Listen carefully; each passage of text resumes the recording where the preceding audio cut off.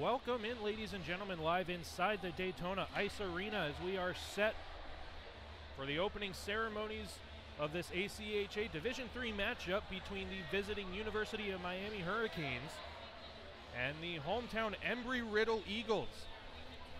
I'm Nick Gimble, and alongside me tonight, Andrew Caputo. And Andrew, talk to us a little bit about the Embry-Riddle 6-9, 1-2 record and what that means going into the second semester of hockey. Well, first off, Happy New Year. Of course. Happy 2019. Hope you had a good holiday. And it's an impressive record. It may not look it on the face value, but considering the toughness of schedule that Riddle has played this year, playing the first, second, and third place teams pretty consistently throughout the year, and still keeping it within three wins of 500, it's a very impressive resume and a shot at going to regionals. So it's really exciting. In fact, this matchup is going to be huge because of the placement of these two teams both fighting for the last spot in the regional competition in Huntsville this March. And as the building begins to start getting packed both down at ice level and here all around us up here on the second level, looking at my stat sheet here, 51 goals for and 81 goals against. Not a lot of scoring happening in most of the games that Embry-Riddle is playing, and they are on the back end of that, as we've got the festivities going on the ice. And Andrew, talk to us about what we've got going on here tonight with the band. We've got the Embry-Riddle mascot with us. Very exciting night for Embry-Riddle sports. No, it's really fantastic. I mean, the university has recognized that we're on a great surge here, and it's a chance to come out and support the team in its endeavor to make the playoffs for the first time in its 21-year history. So I mean, definitely appreciate all the support. The band coming out is fantastic. They used to be routinely coming out to the games, and we always appreciate their support. And this is a first-time appearance for Ernie the Eagle, so we're really excited to have him come out. As we get set for starting lineups, it is going to be number 39, Max Minervini, who gets the start in goal for the Eagles. A 4-3 record, a 3.51 goals against average, and a .924 save percentage. And Andrew, talk to us a little bit about those stats as a goaltender yourself. Well, Max has been absolutely solid this season, coming in big in the huge upset against FGCU early in the year, and just consistently posting fantastic stats. Was in net for the great 2-1 loss to the University of Tampa just back here in November. A very tight game that we would even call a moral victory for Riddle and coming that close to beating such a high-level team and hoping to get them again later. And he's been fantastic. He's led a great goaltending core, and he's been leading this team towards a playoff push.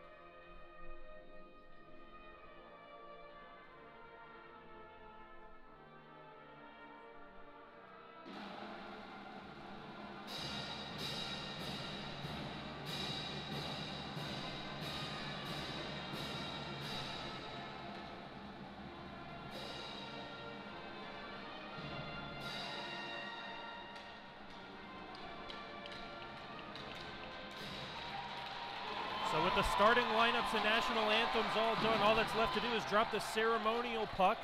As you said, we've got Ernie the Eagle down at ice level. We've got the blue carpet rolled out, and we'll have the captains come on over for the ceremonial puck drop. And Brendan Barger has been exactly that, the exact captain that the Eagles have needed all season long, a staple on the back blue line.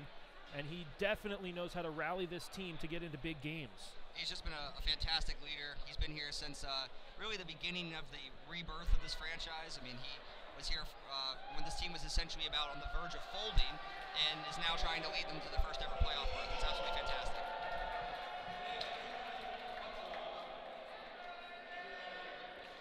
And a successful puck drop from the Eagles mascot. 20 minutes up on the board, fresh to get this first game of the second semester underway. And as always, the top line for the Eagles gets the nod to start this game. You've got Alex Faller, you've got Jordan Shepard. Along on the back end, you've got Ryan Marks, Brendan Barger, and the third forward out front, Wyatt Ebner.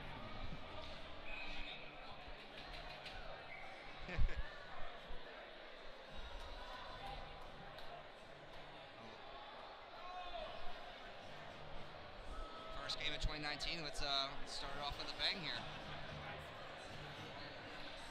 And all signs point to a hefty Eagle start.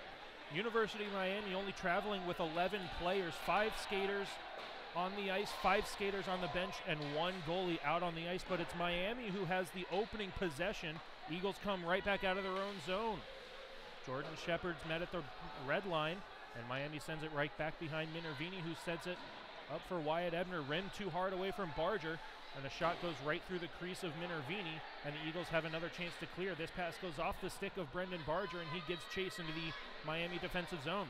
Shepard off the far side wall, fires, pad, save is made by Colin Fitz, who is the only goaltender to travel for Miami this weekend, so he will obviously get the start, and that'll take 36 seconds off of the clock. First shot on goal is saved by Colin Fitz.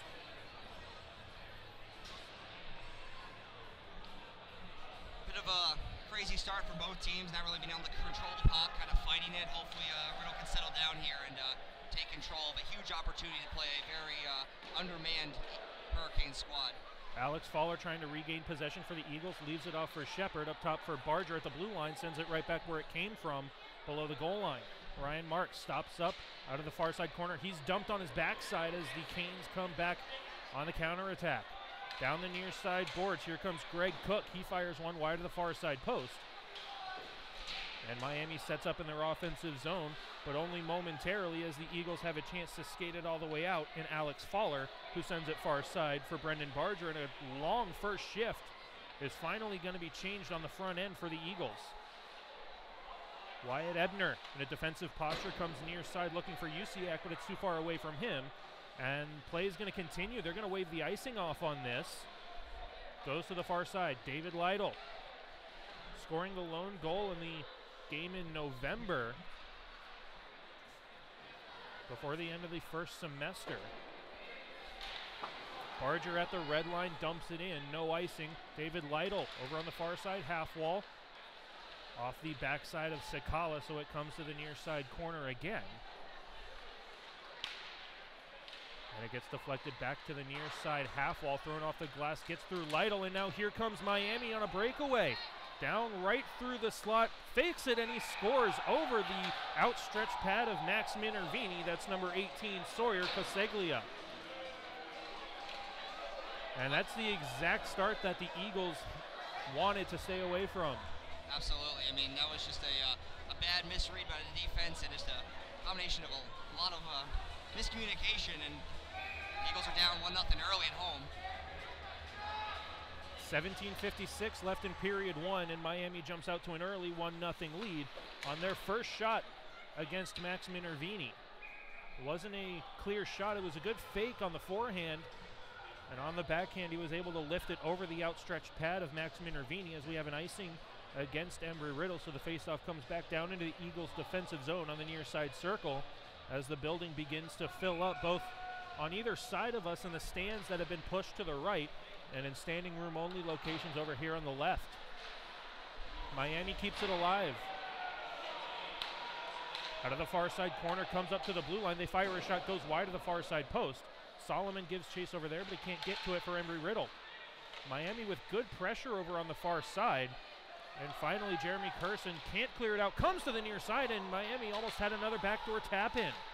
Eagles are, I don't know what kind of coverage they're playing right now. It just seems like Miami's just all over them.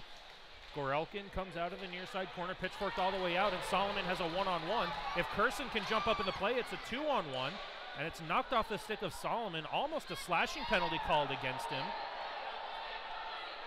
As the crowd definitely getting rowdy with the physical play going on now. Miami comes right back into the Eagles zone.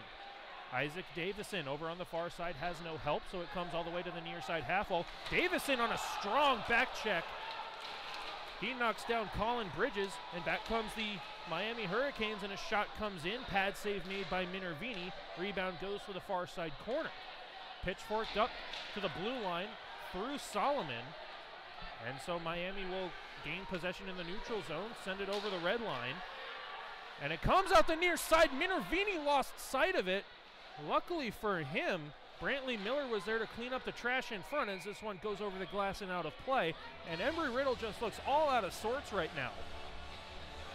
If I was coach, I'd consider calling a timeout right now. Just take a breather, try to really reset the pace here. Seems like everybody's just not on the same page. It's quite a shocking start. Definitely did not expect this with this much hype around this game so far. Hopefully they can wake up. A combination of Embry-Riddle coming out almost flat-footed, not expecting Miami to come out with this much fire. But give Miami credit. They've come out of the locker room in the first 4 minutes of this game firing on all cylinders, but Embry-Riddle has possession in the offensive zone. Up at the blue line, Barger takes a slap shot, gets through. Pad save is made by Fitz. And the rebound comes to the near side half wall. Alec Bishkoff sends it back to the far corner. Back up top for Barger. He fires one deflected, and a save is made again by Colin Fitz. This one's thrown off the glass on the far side. Trying to get into the middle is newcomer Chad Nordine. And it comes to the near side for Nordine again on the below the goal line.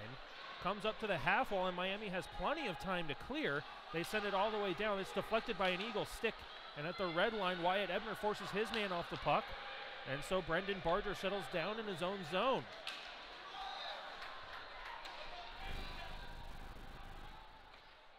Back on the near side, Brendan Barger. All the way up for Jordan Shepard. He lost the handle on it, and Miami comes right back out to the blue line. This should be an offside play, as one of the Miami players came in over the blue line, almost eluded the linesman, but he made the play at the last second as the shot came in. That was definitely a close call. Almost worried that wasn't going to get called offsides for a second there. 15:09 left in period one. It is a 1-0 lead for Miami. And Miami will have possession off the faceoff in the neutral zone. Their defensemen play catch right here at the blue line. And it's deflected in by Gorelkin. Minervini sets up behind his own net. And out the far side, Malcheski has that one deflected on for Ryan Marks. He's got a 2-on-2 with Shepard cutting to the net. Ryan Marks stops up at the far circle and lost the handle trying to make too many moves. Gorelkin met behind the play by Jordan Shepard. On the far side for Ryan Marks. Glove down, play continues as he plays his own hand pass. Stops and starts on the far corner, has a man at the blue line, finds Malcheski. Malcheski with a long shot deflected in front by Shepard. And it will be covered up by Colin Fitz again. That's Embry-Riddle's fourth shot on goal in the first 5.5 minutes of this period. Good pressure by the first line, getting out there, establishing some zone time, getting some shots to the point, getting some deflections. Miami goaltenders look sharp so far. He's been tested a decent amount. We'll see if they can continue to push it and wear him down.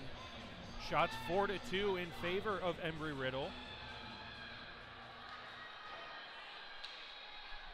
Over on the far side, David Lytle trying to get a handle for Embry-Riddle. Comes out into the slot, left it for Kyle Usiak. He throws it through the crease, and it goes all the way to the near side blue line for Colin Bridges to return it back to the half wall.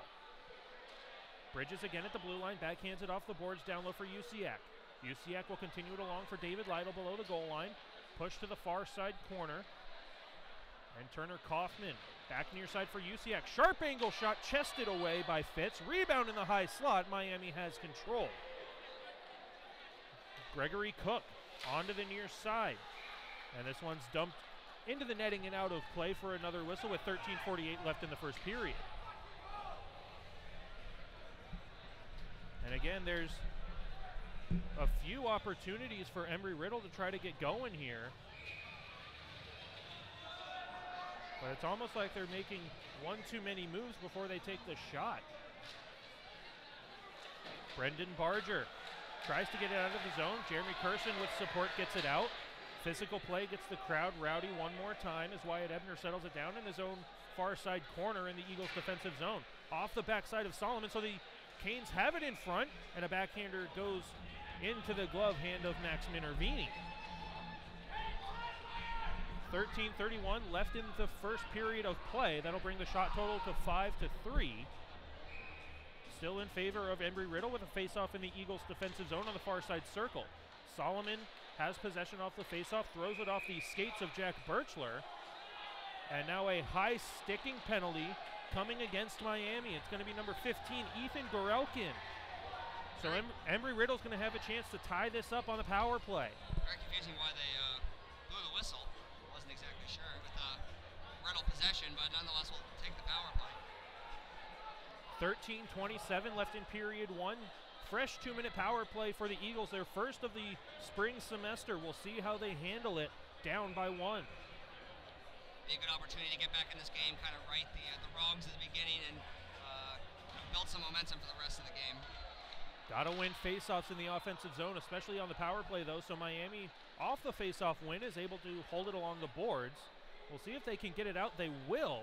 So Embry-Riddle's going to have to start their power play from their own zone off the stick of Max Minervini, left behind for Wyatt Ebner.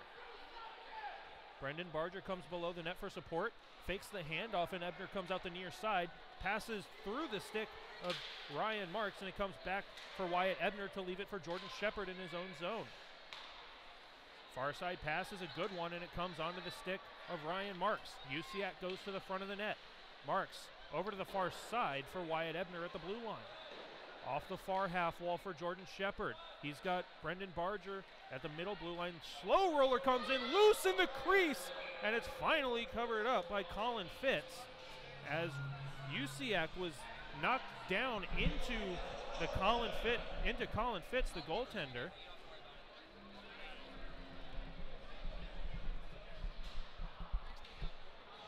$12:37 left in the first period of play.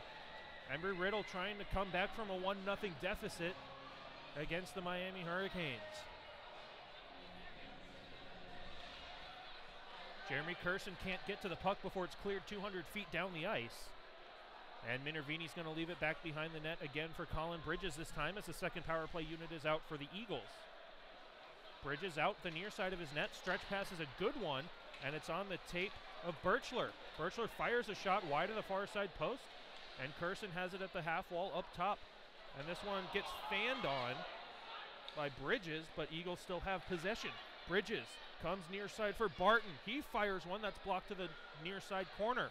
35 seconds to go on the power play. This one comes in, and it's held by the elbow crest of Colin Fitz again. Colin Fitz looking strong to start. He's certainly been tested a bit, that's for sure. Riddle really needs to, it's good they're getting shots now, but need to step up the traffic in front, really get in his vision, because they just haven't been able to tip it yet. And if he sees it, he seems like he's going to stop it so far. And Colin Fitz is a goaltender that'll give up goals. He's got a 5.36 goals against average and a .883 save percentage. So you just got to get pucks to the net like that. And with traffic in front, try to get a tip or a deflection, as Barton had a beautiful low shot, but it just went into the midsection of Fitz, who hangs on for a whistle with 11:54 left in period 1 and 27 seconds left in the Eagles' power play. That gets set back up at the blue line for Bridges. Throws it off the far wall, and it was behind the vision of Birchler, so it's settled down by Curson. Birchler again, back for Curson at the far half wall. Looks over his options, pass into the middle, left in the crease, and it's covered up momentarily long enough for a whistle. And that'll bring 11 seconds left on the Eagles' power play.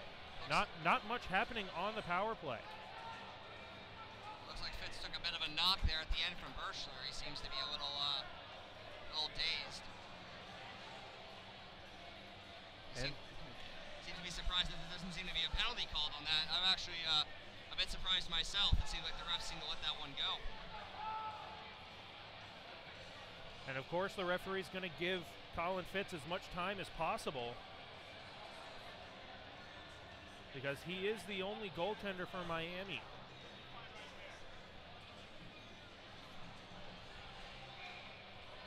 So Colin Fitz regains his footing. We are back underway on the far side circle face-off. 8 seconds until we're back to 5-on-5 play. Eagles with possession off the far side half wall. Chad Nordine has it turned over to Miami, and now we have a whistle. And not quite sure what that whistle's for. The time has expired on the penalty clock. And it looks like a too many men on the ice penalty. Now, Andrew, I wasn't looking down there. Did he come out before the time had expired? As far as I knew, he came out right when the time did expire. I wasn't looking at the clock, but he didn't look like he came out early.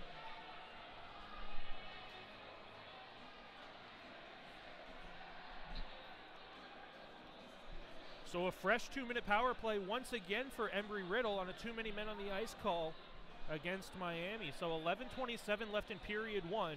Eagles still trail 1-0. They've climbed the shot tally all the way up to 9 against Miami's 3. Now the officials are talking about everything at the blue line. And everything's going to stand, so we are finally back underway on the far side circle for the puck drop. It's been a wacky start to this game. Again, Wyatt Ebner. Down low for Marks. Up top for Barger. He sends one in for a deflection from Lytle, and a stick save had to be made by Fitz. Good keeping at the blue line by Ebner. This one gets through. Rebound is in the crease. Backhander by Usiak. Didn't get home. Miami with a chance to clear. They can't get it out on the first attempt. At the blue line, it does come out. Onto the stick of Davison. All the way back, Miami comes as this one goes off the pad of Minervini. And now you got to be careful here. The stick went into the face mask of the Hurricanes forward. Gets the eye of the crowd, but a play like that can get the eye of the official as well. Almost a cross-checking penalty taken by the Eagles that would have taken 1 minute and 28 seconds of power play time off the clock. I have to agree. I mean, it's good to see the crowd into it and excited behind the team, but definitely not at the expense of your penalty boxes. We're going to try to avoid taking foolish penalties like that. Turner Kaufman over on the far side. He will win the faceoff for Embry-Riddle, and Barton continues it to the near side for Colin Bridges. Bridges over his own blue line, sends it off the near boards, and it's too far out of the zone. And now this is an offside as Jack Birchler stick handled one too many times, and it got over the blue line for a whistle with 10:41 left in period 1 and a minute and 14 seconds left in the Embry-Riddle power play.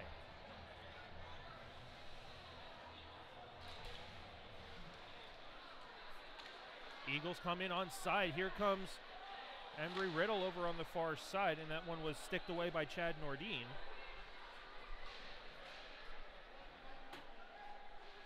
Now Nordine on the near side corner comes up to the blue line for Bridges. Bridges fires. This one comes in, and it's saved by Colin Fitz.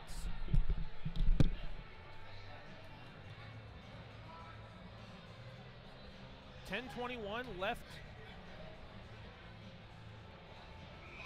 in the first period, 54 seconds left in the Embry-Riddle power play. Faceoff comes on the near side circle. Puck is down and at the half wall. This one comes on a rising shot over the crossbar all the way up to Chris Barton at the blue line. Cycled back down low for Nordine. Up at the blue line for Colin Bridges. Back to the near side for Kaufman, and that one's poked away. Miami with a chance to get it. He's knocked down on the play, and the official says legally as back comes Nordine. Evades the dive of one of the Miami defenders. Goes far side for Barton, and he just couldn't poke it home on the far side post. 17 seconds until we're back to 5-on-5. Thrown off the glass, and it gets through everybody. And Minervini comes out of his net to play it. Saucered all the way down, and no one's home. Miami is going to kill as much time as possible until they're back to full strength.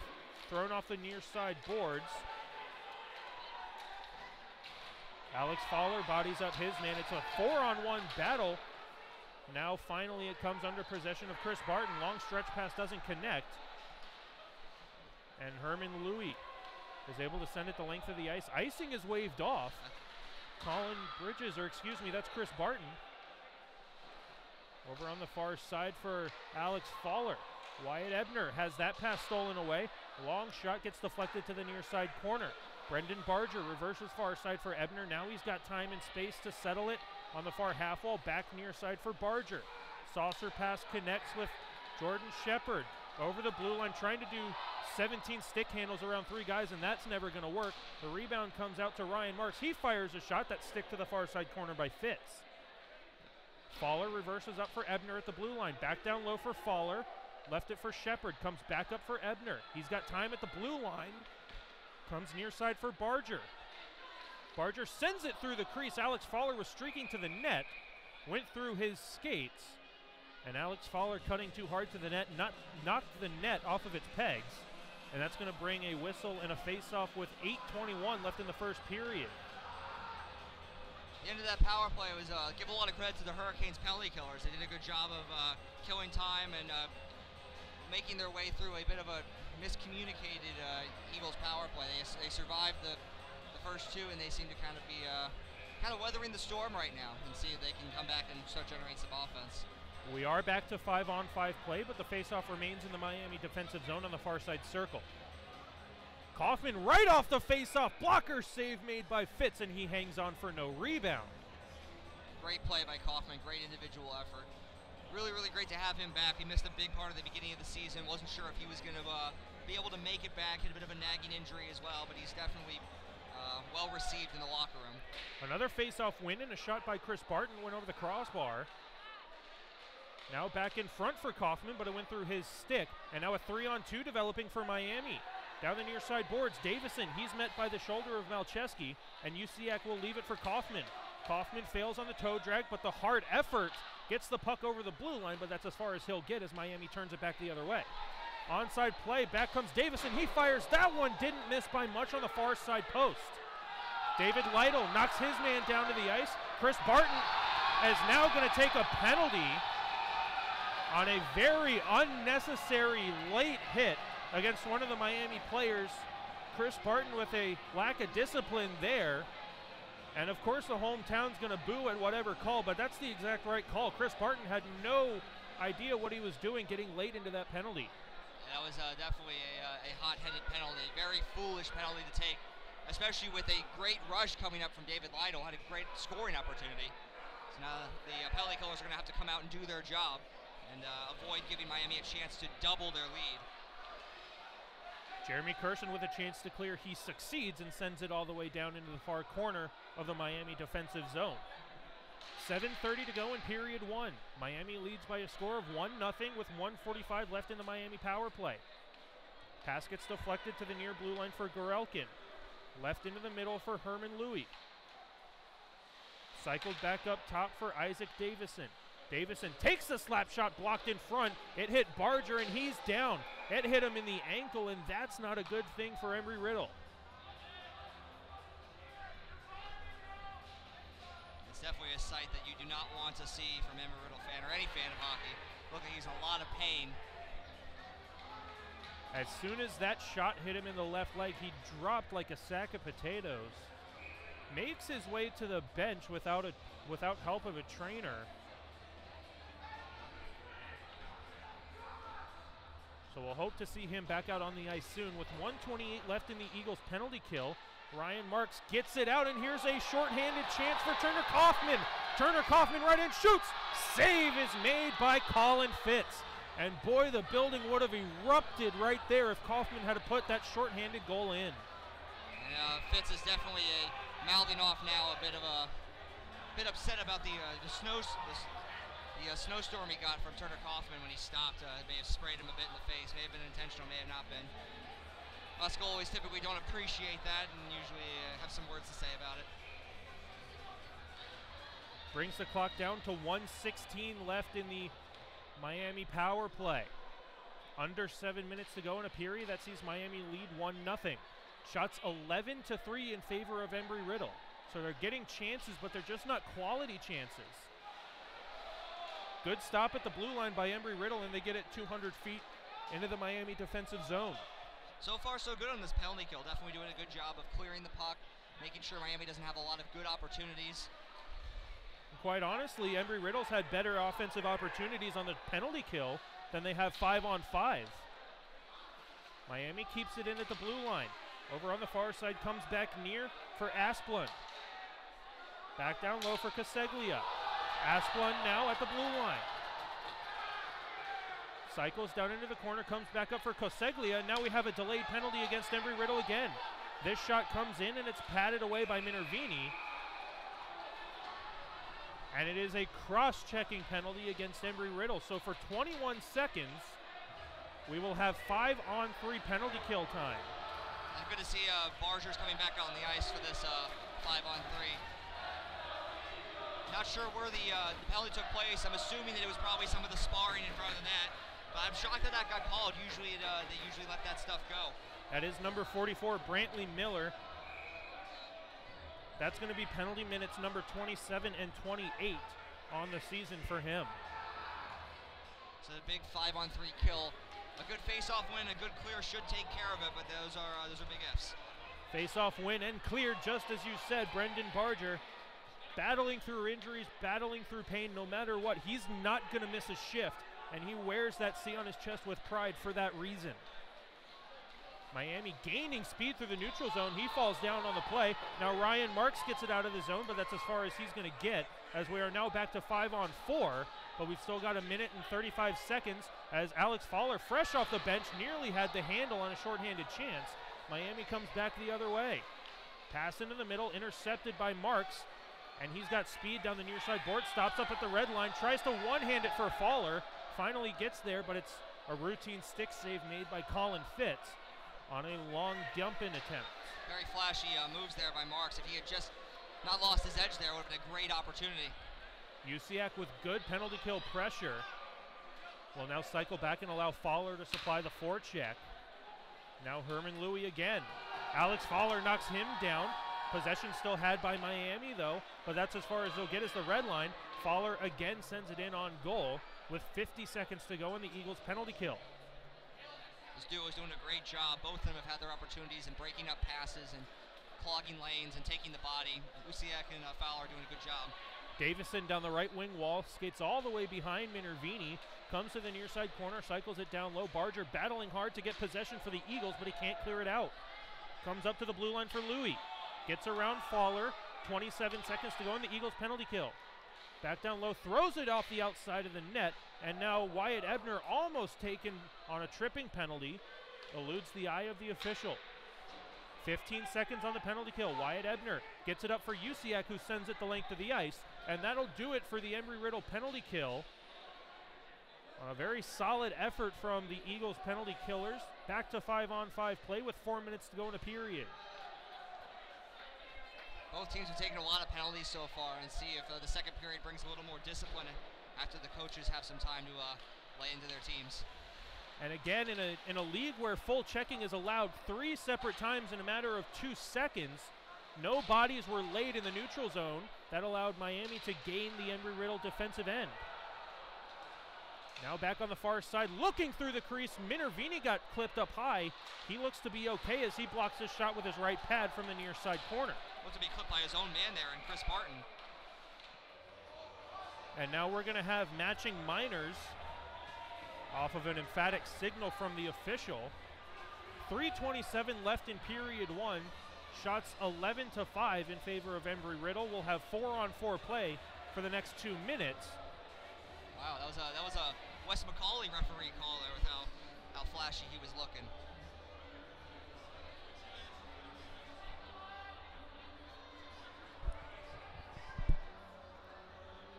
So the faceoff will stay in the Embry-Riddle zone over on the far side circle.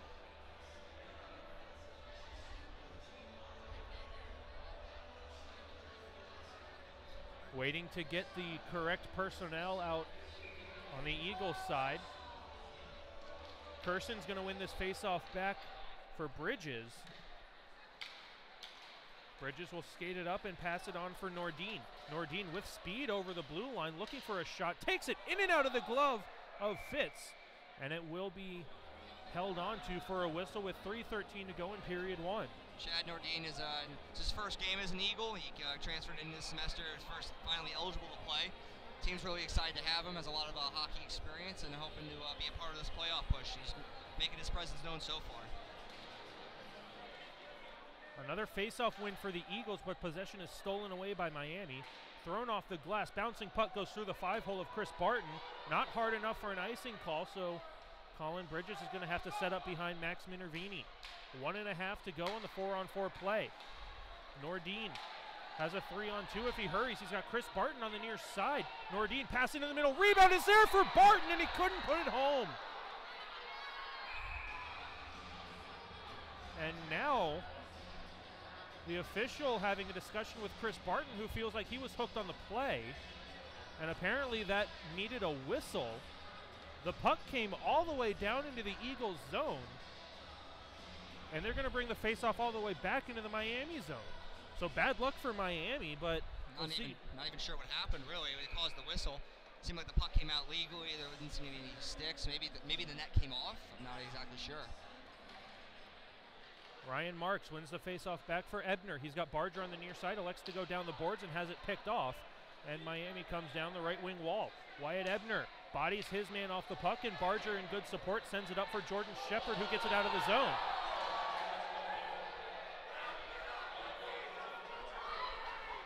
Now a couple of battles behind the play, drawing the eye of the crowd, but not that of the official. This one goes through, deflected. Icing is going to be waved off. So Louis is going to have to deal with the forecheck of Jordan Shepard. Does so nicely, throws it off the far side boards.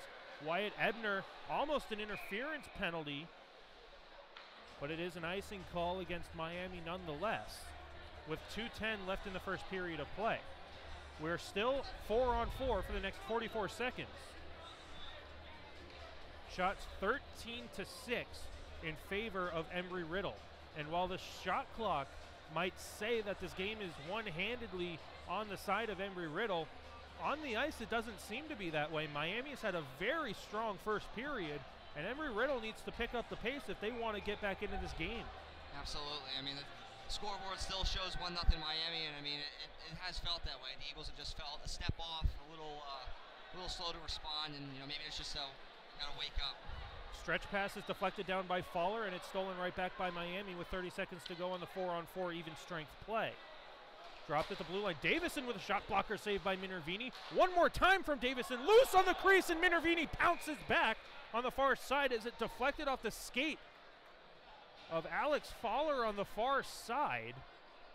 And it almost banked in off the Eagles forward. It was quite close, for sure. 20 seconds to go until we're back to 5-on-5, and 1:46 minutes until both teams head into the locker room for the intermission.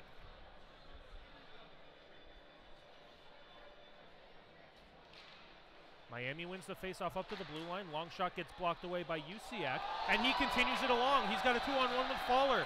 Kyle Usiak takes the shot, pad save, and the rebound was there for Fowler, but he overskated it. And now a 2-on-1 back for Miami, and now we've got another penalty against Embry-Riddle. Near side shot goes wide of the far side post, and now as Usiak touches up the puck, we're going to have, not sure what the penalty is. There's no signal from the referee. And the penalty is against Alex Fowler and Chris Barton.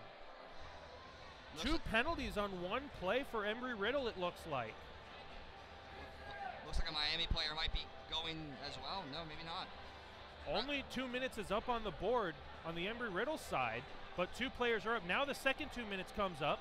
There was a heavy hit over here on the near side half wall as Miami broke the puck out. It looked like it could have been a charging maybe, if something. I'm not sure where the second penalty came from, but it is 5-on-3 for the rest of this period unless Miami can score. Wow, not exactly sure where this came from at all. Maybe one penalty I could see maybe from the pinch up at center ice, but definitely did not see the call on Fowler at all. It's going to be a tough kill for the Eagles. They're going to have to hunker down and get through this next minute 27, and then start the second period in not a great position.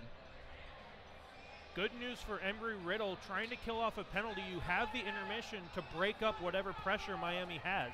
So if you can get through this period, make Miami make bad passes on the choppy ice, and then you can get through 34 seconds of penalty kill time in the second period, is not that tall of a task, but you got to get to the intermission. You got to have blocked shots. You got to clear out men in front, and your best penalty killer has to be your goaltender. Minervini's going to have to make 2 or 3 big saves here in the next minute and a half. Barger forces his man below the goal line. comes up to the blue line for Asplund. Near side for Coseglia, and it goes far side for a one-timer. And it was Isaac Davison. And just like that, one player is going to come out. It's going to be Chris Barton. But Miami has doubled their lead. It is now a 2-0 score in favor of Miami. And nothing Minervini could do there. The stretch pass over to the far side was left wide open by both defenders down low. Sticks were not in the right lanes. Minervini made the desperation dive, but it wasn't in time. Yeah, it was not much you can do on that play. Tough period for Chris Barton, one he's going to hopefully try to forget once he comes back out next period. Embry-Riddle still on the penalty kill, so that's going to negate the icing. 50 seconds left in the first period, and 1 minute and 20 seconds left on the Eagles' penalty kill. Miami comes in over the blue line onside, dumps it off for Davison. He's got Asplund at the blue line, elects to hold on to it, has it stolen away, and at the blue line it's unable to be kept in by Miami with half a minute to go. Saucer pass is a soft one, so Chris Barton gets it to the red line, but that's as far as it gets before it's returned back by Miami below the goal line on the far side. Barger with a hard slap shot gets it up to the blue line, kept in by Asplund. Goes down low, and Miami sets up on a shot that goes off the stick of Minervini to the near corner, and it gets deflected up into the netting and out of play with 7.4 left in period one. Miami definitely looks like they're trying to feed across the seam to that one-time option. They were looking at number 11 across the wing. D did a better job with 4 people out there blocking that lane, but they're definitely looking for him, and he is getting open at some points. And the faceoff is going to migrate out to the neutral zone, so good news for Embry-Riddle with only 7 seconds left. Miami's going to have to win the faceoff, get possession, and then skate it in if they're going to have any chance. But Ryan Marks is going to have something to say about it. Skates in over the blue line, tries to make the toe drag, that failed. And Embry-Riddle's going to go into the locker room with a frustrating 2-0 deficit. Yeah, it was definitely not a period that Embry-Riddle wanted to have. It kind of came out a little soft. They did get some great movement. Fitz made some great saves on those power plays in the mid part of the period. But, you know, some foolish penalties, some bad play, and some lack of communication. And, you know, the Eagles sit down 2-0. This isn't something that they can't overcome. They're very capable of it. This team is definitely able to skate with and score. And it's just a matter of executing. It's just got to be a smart physical game. You got to play the long game in this chess match, because keep in mind, Miami only has 5 players on the bench. Short roster, so they're going to get tired towards the latter half of the second period and into period number 3. So if Embry-Riddle can kill off the remaining 33 seconds of their penalty kill and come out and get the next goal, and then play to their strength, play the speed game, play the physical game, wear down Miami until the third period, and then really lay it on Miami, pick up a couple more goals, and eventually the win. A lot of hockey left, that's for sure. And we will be back for the start of the second period shortly here on YouTube.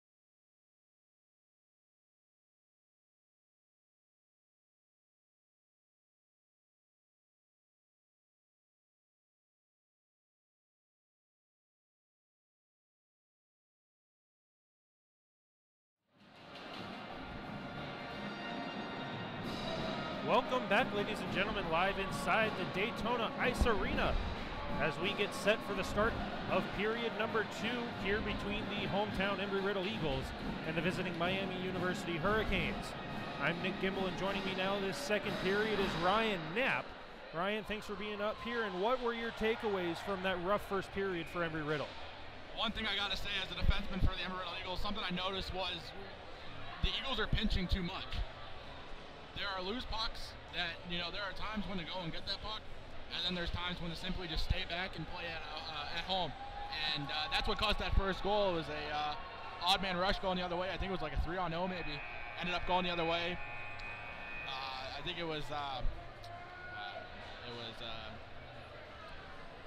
ultimately it's just poor mistakes that are ultimately causing problems for the Eagles tonight. And penalties are still an issue. Eagles still have 33 seconds of the Alex Fowler penalty to kill that carries over from the first period. And it was a 5-on-3 power play goal for Miami that extended their lead to 2-0. So Embry-Riddle comes into the second period already down in a hole. And Jordan Shepard's going to try to settle it on a shorthanded chance. And something I touched on at the end of the first period is that the 2-minute power play was kind of cut in half due to the intermission, so only 33 seconds of penalty time left to kill for Embry-Riddle. Not a tall task, especially when they have good offensive pressure in the zone like this. And Colin Fitz had to make an early save here in period number 2. 14 seconds until the top line is reunited by Alex Fowler. Ryan Marks in for this face-off, loses it, and Miami rims it hard around to the far side, and they just chip it out to the safety of the neutral zone. Wyatt Ebner hard back where it came from, back behind the net of Colin Fitz. Sends it up to the near side corner. We're back to 5-on-5 play. Miami turns it over to Alex Fowler. He gets it into the middle, but it's too far away from Jordan Shepard. And now Miami gets it back out into the neutral zone. Good step up, that time at least, from Brendan Barger. Ryan Marks with a good stutter step to get around his man. And another toe drag gets him into the top of the circles, and a long shot had to be blocked down by Colin Fitz again. One thing the Eagles have to do is they got to stop taking penalties. 10 penalty minutes in the first period out of a 20-minute period. That's undisciplined hockey, unfortunately. Alex Fowler, good pressure on the far side corner, gives the puck up to Ryan Marks. Marks turns and fires, and now Miami's going to be caught shorthanded. With 18:43 left in period 2, it is a slashing call against the Hurricanes. So Embry-Riddle's going to have their crack at a power play, their first one for this period. And this is their biggest opportunity to get back within one. They lead the shot count 17-9, but it's not showing up on the scoreboard just yet. And a much larger crowd than we saw towards the end of the first semester. So we've got to see Embry-Riddle pick up the intensity, get the crowd into it, and use that momentum to get back into this game. But unfortunately, that's not going to do it, as Miami sends it all the way down where Max Minervini sets it up in the far corner of his own zone for his defenseman to set up behind the net. Colin Bridges out the far side of the post, comes to the near side for Chris Barton, too far away from him, and Miami keeps him out of the defensive zone. Miami with possession now in their own zone. They'll just send it the length of the ice into the glove hand of Max Minervini, who pitches it to the far side for Colin Bridges. Bridges one touch into the middle for Barton. Or excuse me, that was Chad Nordin with a shot that went into the glove hand of Colin Fitz. And over on the far side, it was David Lytle getting tied up with one of the Miami players as the whistle was blown with 18:07 left in period 2. 1:24 left in the Embry-Riddle power play. Face-off on the far side circle this time. Ryan Marks centering Jordan Shepard and Kyle Usiak, and at the blue line, Brendan Barger with possession. Gets the shot through, but it's blocked in front. And Wyatt Ebner is the 5th power play man. He gets the puck up at the far blue line. Near side for Barger, wanted the one-timer, elected to hold on to it, and he fans on the pass, and Miami will skate it out into the safety of the neutral zone. Miami just sends it into the far corner, and evading the body of Wyatt Ebner will just give Embry-Riddle the possession right out into the neutral zone with Kyle Usiak. Usiak lost the handle at the near half wall, gets it back for below the goal line, rimmed hard around the glass, kept alive by Barger. Barger takes a slap shot, blockered away by Colin Fitz again. Ryan Marks has the puck stolen away momentarily, gets it back in the high slot, takes a shot over the crossbar. Ryan Marks again, not getting support, finally gets it in Jordan Shepard. Now it's a 2-on-1 battle in the near corner. Finally Marks comes up with it. Marks out the near half wall, cuts into the slot, fires off the blocker of Fitz, and he pounces on the rebound with 22 seconds to go in the Embry-Riddle power play. Right now, these games are very important for Embry-Riddle. They need to win these next 2 games if they want to start looking at postseason hockey here. And something that I was talking about towards the end of the first period, Embry-Riddle's got to get the next goal, because with Miami only having 10 skaters, they're going to start playing very defensively with the lead, not taking a lot of offensive chances, and they got to have very good structured defense, so it's going to be hard to score against them coming into the later part of the second period and into the third period. So Embry-Riddle's going to have to get on the scoreboard here soon if they want a chance. Kersen pushes the face-off down into the corner. Jack Birchler was there to give support. And over on the far side, Ben Solomon lost the handle. And with 10 seconds to go in the Embry-Riddle power play, they're going to have to set it up out of their own zone as they come back to 5-on-5 play in 3 seconds. Pass comes to the near side through the stick of Ben Solomon. He couldn't get a handle on it. Comes right onto the stick of Colin Bridges. Thrown off the boards by Birchler, and it's held by the possession of the Miami Hurricanes. Pass comes back into their own zone. They escape over the blue line, working over 3 forecheckers very easily. Miami throws it into the middle, and it went past the near side post. Minervini didn't even have to make a save. Solomon gives chase on the forecheck, but it's too far out of his reach, and Kersen has the pass go through him. Miami brings it into the Embry-Riddle zone, but it's brought right back by the Eagles. Solomon touches it in to negate the icing call and gives forecheck. And it comes right back onto the stick of the Hurricanes, and almost a breakaway chance. Icing is going to be waved off. Play continues over on the far side. Alec Bishkoff was muscled into the corner, and now here comes Embry-Riddle. Down the near side, here comes Chad Nordin. He fires a shot up into the netting and out of play. Shot deflected with 4 minutes and 14 seconds gone here in period number 2. No score in this second period. But as we said, if Embry-Riddle wants to get back into this game, they got to get the next goal. Matt Silcox loses a face-off, and Miami comes right back the other direction with a 3-on-2 chance. Davison stops up at the blue line, gets it down low into the crease, and it's out of safety, or out to safety of the neutral zone, and Miami sets up their neutral zone regroup. Pass off the boards for Davison, takes a check, dumping it into the near side corner by Silcox. Barger sends it up for Bishkoff, and now Silcox dumps it off the far side boards over the red line.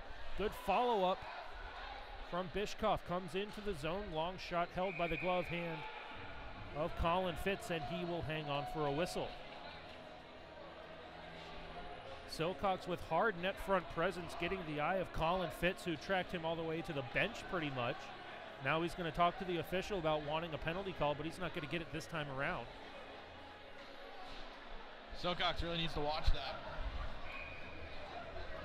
Great player, but right now Riddle can't afford any more penalties. And now the officials are going to allow a late change by Miami. With 15-12 left in period 2, Eagles are down 2-0 here from the Daytona Ice Arena. 5-on-5 play, top line out for Embry-Riddle.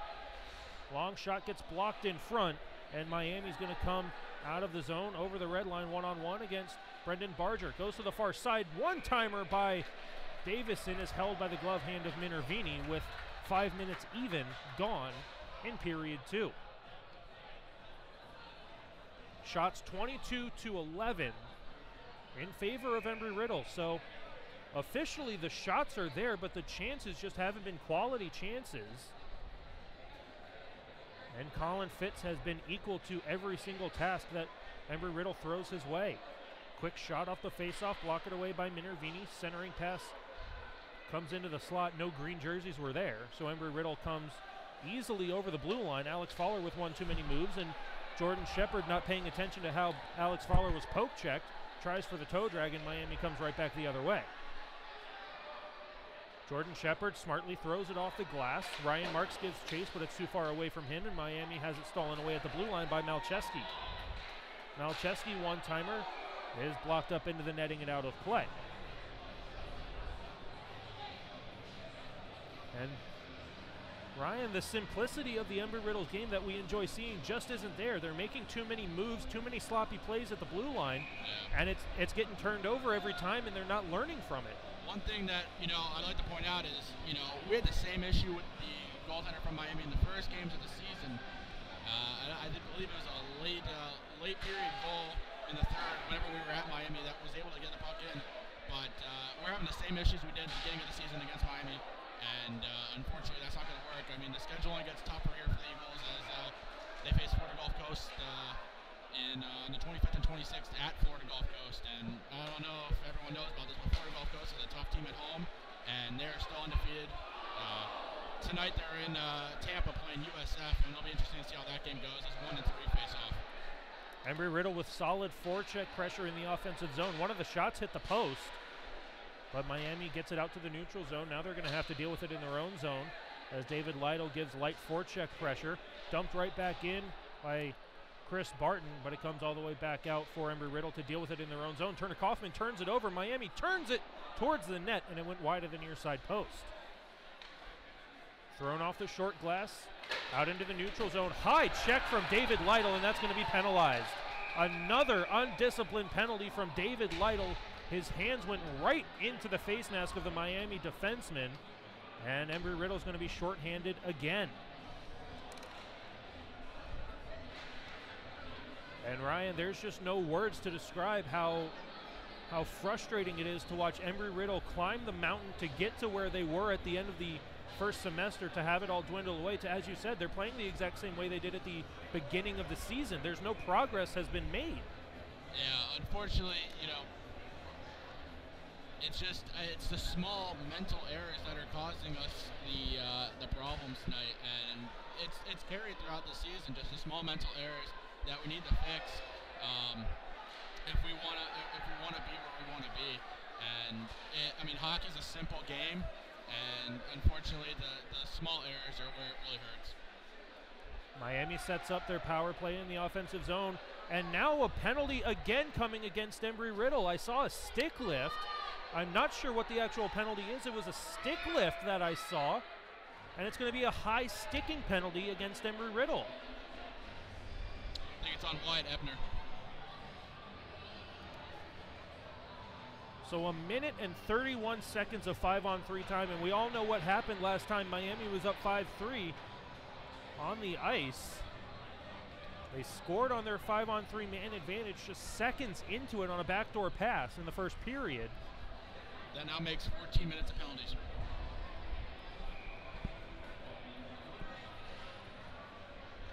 Miami will win the face-off. They get it up to the blue line for Louis. Comes to the near side for Coseglia. Coseglia tries to throw it into the crease, does so. Pad save made by Minervini, and Brantley Miller finishes his man along the boards.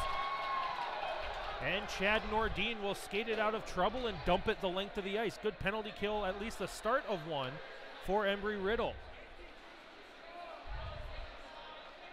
Nordin can't keep the puck in the Miami zone, so the Hurricanes come into the Eagles' defensive end to set up the power play. Saucer pass comes to the near side for Davison. He walks in, takes the shot off the face mask of Minervini, and the rebound comes to the far side corner. Stolen away again by Miami, and a shoulder save made by Minervini. Rebound in the high slot. Kept alive by Miami with 37 seconds to go in their power play. At the blue line, knuckle puck settled down on the near side for Davison. Davison walks up to the middle of the blue line, replaced on the near side, and they've got the puck along the half wall. Thrown into the crease, and this one gets deflected wide. Over on the far side, hits the post off the outside of the net. And this penalty is going against Miami. And now another punch goes back behind. Brantley Miller might get an extra one. Sawyer Coseglia taking the original penalty, threw a punch in the way of Brantley Miller, and Brantley Miller retaliated. And then Sawyer Caseglia reacting to the crowd noise on his way to the penalty box. Not any ugly gestures, just waving emphatically towards the loud crowd here at the Daytona Ice Arena.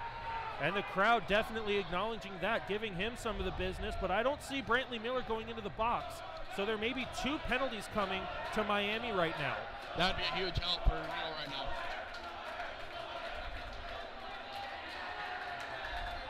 And even still in the penalty box, Caseglia clapping along almost sarcastically towards the chants coming his way from the crowd. 17 seconds in the 5-on-3 power play that is now negated by whatever penalties come. And it is a 4-minute penalty, which means there were 2 penalties called against Caseglia. So instead of being 2 separate penalties resulting in 5-on-3, or 3-on-3 rather, it is stacked penalties against himself. So it will still be a 4-on-3 power play for 17 seconds. And then in about 30 seconds after that, the Eagles will have 3 minutes and 14 seconds of 5-on-4 power play time. This is what we need right now. We need 1 goal. This place would be going insane. And that'll just cause momentum to hopefully build for the boys on the bench right now. We need 1 right now. We need to get past them. And the only penalty coming to Miami brings the faceoff all the way down to the Hurricanes' defensive zone. Now keep in mind, still 17 seconds. The Eagles are on the penalty kill, so you can't get too offensively aggressive for the next half minute or so. But they do win the faceoff up to Barger. His shot gets blocked in front, and now Miami has a chance to skate it out the near side boards for Davison. Davison at the top of the slot. His shot hits Brendan Barger again in the ankle, and he skates out. Here comes Ryan Marks, tries to go to the far side for Lytle. His shot blocked in front, rebound in the crease, and it goes in! But hold on, it's waved off. I think the net was off before it went in, and that's the problem right now. And now there's an interference penalty being called. Not sure who it's on. Looks like it's going against Miami.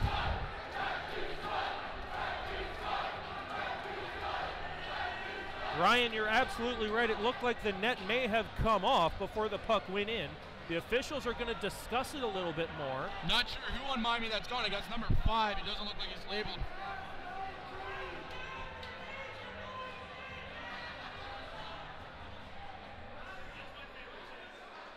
That's a huge hope for Riddle right now. But I don't know if you saw this, but if you're listening at home right now, if you heard the amount of energy that came out of this arena when Riddle, you know, I couldn't tell if it went in. We were blocked by the play. But the celebration in this arena, if 1 goes in, this place is going to go crazy. That'd be huge momentum for the Eagles right now. If they could get 1 in, I bet you another one will be going in, especially with the 5 minutes and 26 seconds they have on the power play once the 11 seconds from the Wyatt Ebner penalty concludes. So a full 2 minutes of 5-on-3 power play time. Only 11 seconds left until Embry-Riddle comes back to full strength. Miami is on the penalty kill 4-on-3, so that will not be an icing call.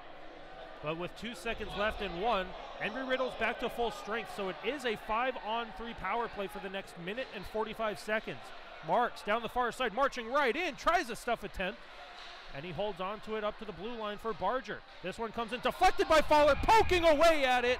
The puck was still loose, says Alex Fowler, but the referee blows the play dead and emphatically points to the near side circle for a face-off. 4 minutes and 34 seconds of power play Riddle will have right here. The number 5 penalty, the interference that just occurred, will conclude though before the original 4-minute. I'll tell you what, I'm very impressed with the attendance that has shown up tonight here at the Daytona Ice Arena for the Eagles tonight. And give credit to the team. They've done so much marketing and promoting for their own game. They want the crowd here, and they feel the energy. Brendan Barger falls down. He's going to take a tripping penalty as he dove out to try to get the poke check. And now Embry-Riddle's still going to have a 4-on-3 power play, but that is your captain, that is your number 1 defenseman gone for 2 minutes. It was a spare of the moment play there, and it looks like they're going to put out Brantley Miller and Colin Bridges here to kind of hopefully help the Eagles here on this 4-on-3. Something you don't really see too often. Hopefully the Eagles don't take another penalty here. And Ryan, my penalty time mathematician, how many penalty minutes is that now for the Eagles? Not even halfway through this game. 10:31 left in period 2. That's 16 penalties. Or 16 penalty minutes, my bad. At the blue line, a long shot held on the blocker by Minervini. As I said, Embry-Riddle still has a 4-on-3 power play, but they got to get out of their own zone first. Yeah, with a 4-on-3, you got to figure something out. I noticed with Miami, they're playing a very big trap game, and I'm sure once they get in their own zone, they're going to start playing a diamond very soon here. Colin Bridges off the faceoff over on the far side, skates right through center ice, taking all the ice that Miami's giving him, comes down the near side boards over the blue line, stops up at the half wall, migrates down towards the corner, sends it up to the blue line for Miller. He fires a shot that gets blocked to the near side corner. Miami gets it up to the blue line, but kept in by Curson. Curson fires a stick handle in the way of Davison, and again it's intercepted by Miami and sent the length of the ice. It seems as almost the Eagles can't get a break right now. Brantley Miller over on the far side over the blue line. Looks over his options, dealing with the light penalty kill pressure from the Hurricanes. They get it up to the blue line for Bridges. Shot fires, he scores! Colin Bridges over on the far blue line, pounds the first one home on the power play for Embry-Riddle, and this place is electric.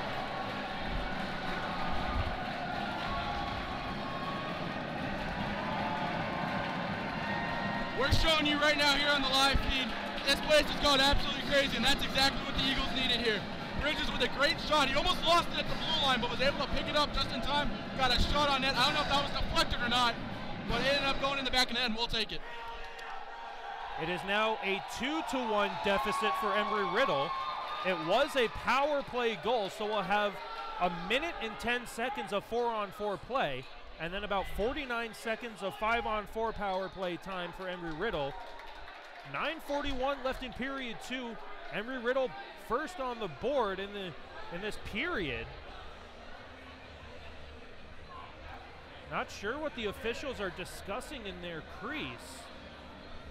Either way, this definitely helps the Eagles with some momentum, but they'll have to play 4-on-4 smart hockey here for the next. I mean, they'll be on the they'll end up being on the power play for a short amount of time, but they gotta play smart here if they're doing 4-on-4. And this is exactly what Embry-Riddle does not want. You've got a lengthy discussion between the officials in the referee crease, and it's now taking all of that built-up energy that was just released by the crowd, and now it's held in anticipation one more time because now there's no play going on. Now all the anticipation is being built right back up. It's almost, if there's one way to kind of replicate what happens here, once you score a goal, that first minute after you score a goal is the most intense minute of the period. Once you score that goal, and it takes forever like that, and you get the momentum, it's almost like icing a kicker. It's almost like icing the kicker because the momentum goes down, and all of a sudden the pressure starts building back up. Ryan Marks entering the Eagles' offensive zone, sends it into the near side corner. Turner Kaufman lays a body on the near side. Miami tries to clear it up the boards. They fail to do so around Ryan Marks, but finally they skate it out in Herman Louis. Louis comes in towards the blue line. Long shot is held by the glove hand of Minervini, and he will wait for a whistle. Brings the clock to 9:15 left in period 2. 44 seconds until Embry-Riddle has a power play.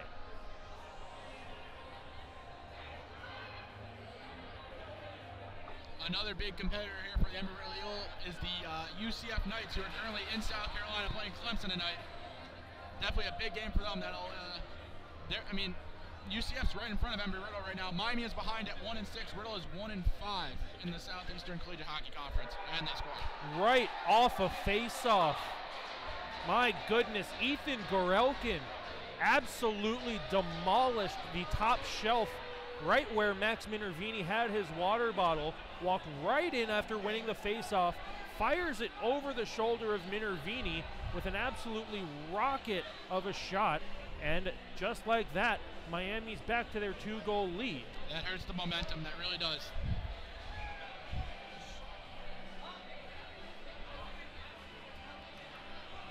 It was an even strength goal, so no penalties come off of the clock. But now Miami has the momentum as the crowd is quieted down. Embry-Riddle needs a big hit, needs another goal, something, because this crowd just wants to go electric, but they really haven't had much to cheer about other than the goal earlier just about 2 minutes ago. What's unfortunate here is any real big hit, because it's a big hit, they're going to call the penalty, unfortunately. The refs here don't want the game to get out of hand. But another thing is, like we mentioned earlier with the Lytle penalty, you got to keep your hands down. If you're going to go in for a big hit, you got to keep your hands down.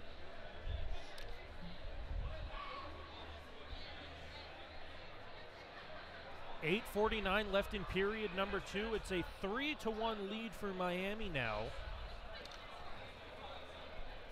18 seconds until Embry-Riddle's back on the power play, but they got to get out of their own zone.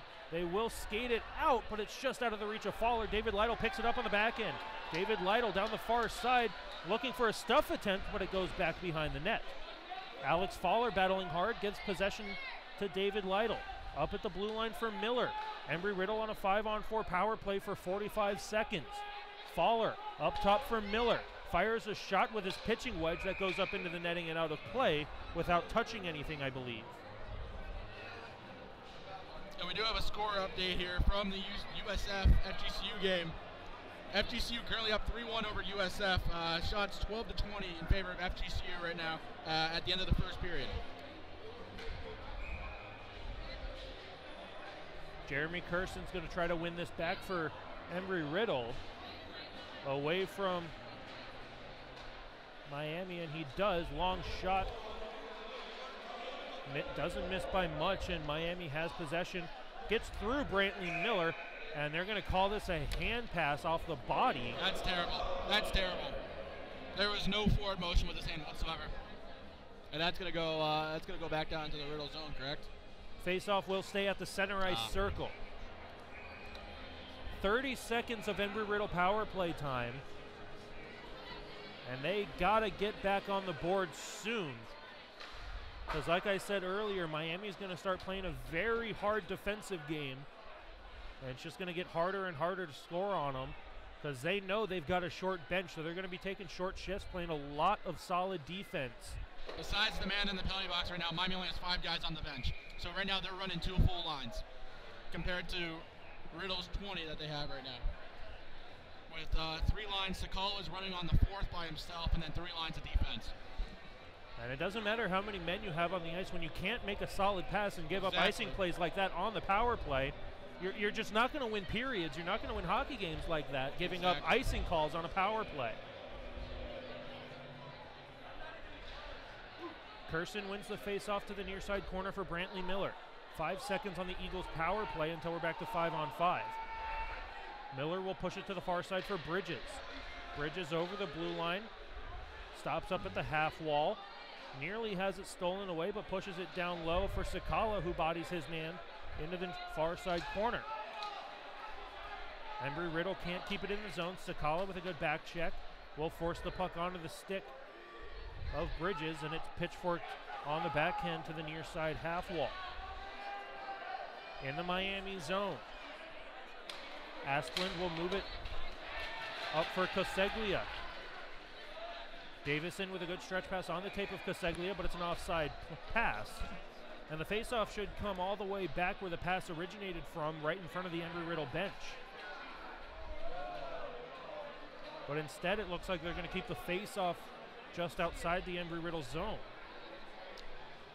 Right now there's 2 key factors that are happening for the Eagles right now. They're laying the body, but it's only 2 players that are really laying all the body right now. Alex Fowler and Chris Barton. Fowler right now with 6 hits in the game, and Barton with 5. Unfortunately, Barton has 2 penalties and Fowler has 1. So the big hitters right now are the ones collecting up the penalties, unfortunately, for the Eagles. But that goal by Bridges definitely helped for the time being until Miami was able to get another goal in. Centering pass from Embry-Riddle is intercepted by Miami. Well, the Eagles still have possession up at the blue line. Wyatt Ebner sends it back towards the half wall. Gets support from Chad Nordine. Nordine sends it through the crease, and it goes through everybody, and Bishkoff has to chase it to the far corner, but it comes up to the blue line for Brendan Barger. Barger sends a bouncer in towards the crease, and it comes up to the blue line, and it will get to the neutral zone.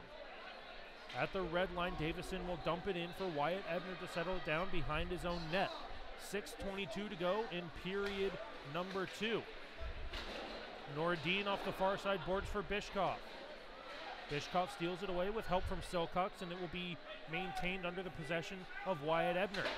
Deflected off the boards by Nordine into the Miami defensive zone. Matt Silcox gives chase, but can't get to the puck before it's rimmed to the far side. Silcox lays a body on his man. Alex Fowler is there for support. And the puck is under possession of Miami. Good check from Alex Fowler. Bodies flying left and right over on the far side half wall as a shot comes in that gets deflected to the near side corner.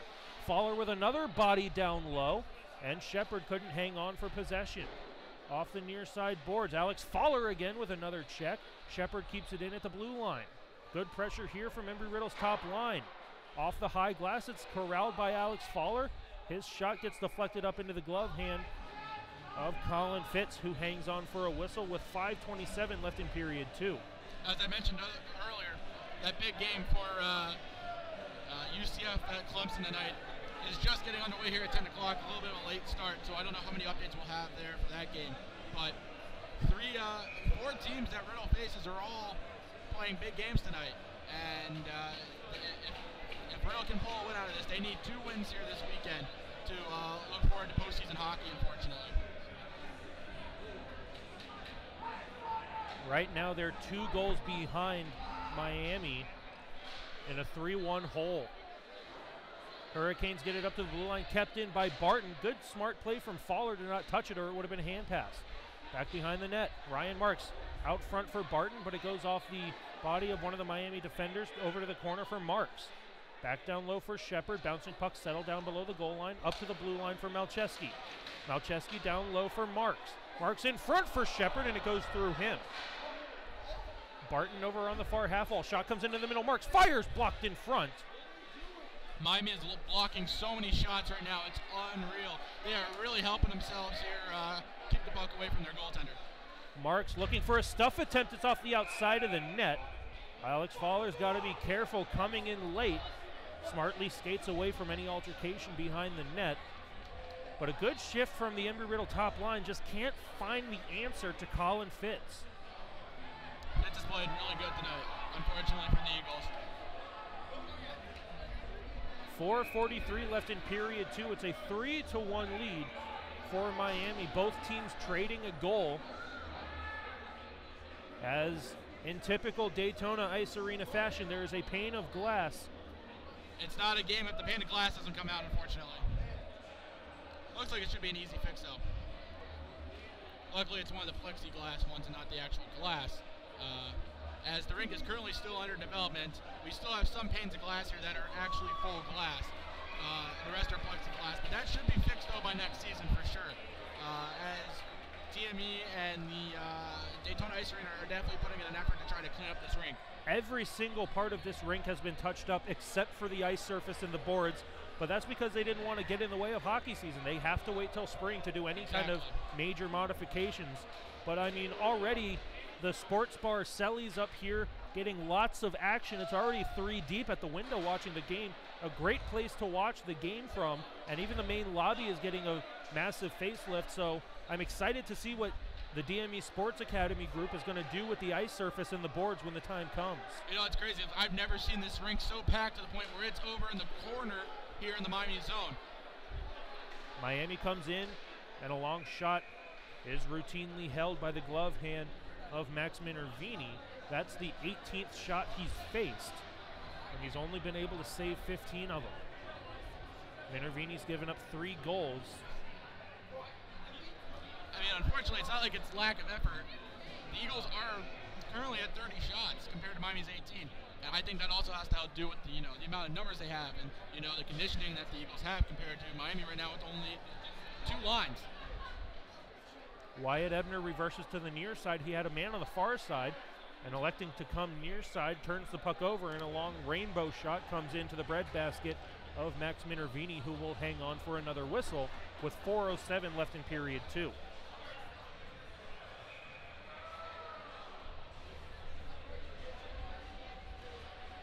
Face-off this time won by Embry-Riddle, thrown off the glass, kept alive by Miami on the near side. Gorelkin sends it into the corner, and it's pushed all the way to the far blue line. Long shot. Minervini never saw it, and it hits something in front, and it gets deflected up to the netting and out of play. Max Minervini never saw that puck until the whistle came, and he heard it drop behind him, back behind the goal line. One thing we were tracking or practicing on during practice this week was goaltending tracking the puck. You know, it's an after-hour practice thing that we were trying to work on with the goaltenders, and we were just kind of hoping that would play into game setting this weekend. I know I was working with Max this week, and I was working with Mitch during practice, just trying to track the puck and allow for them to kind of see the puck in a better way. Ebner sends the puck around the boards to the far blue line. Brendan Barger can't keep it in at the blue line. Waits for his team to touch up before sending it in to negate the offsides call. Off the boards, it comes out to the neutral zone for Wyatt Ebner again to skate it over the red line and dump it right back into the Miami zone. Backhanded off the near side boards. Miami gets it out. They've got a 2-on-2 over the red line. Caseglia down the far side boards, right around Barger, fires a shot, and now Minervini, a dangerous spot, ran into over on the far side. Almost thought it was his right knee going into the post, but it looks more like his blocker hand.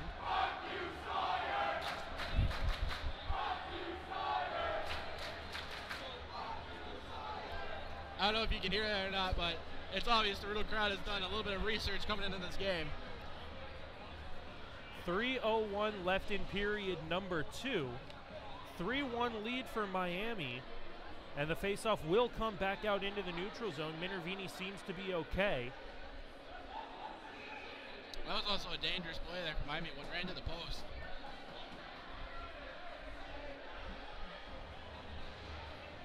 Embry-Riddle with the faceoff win. Malcheski can't get it out of the zone.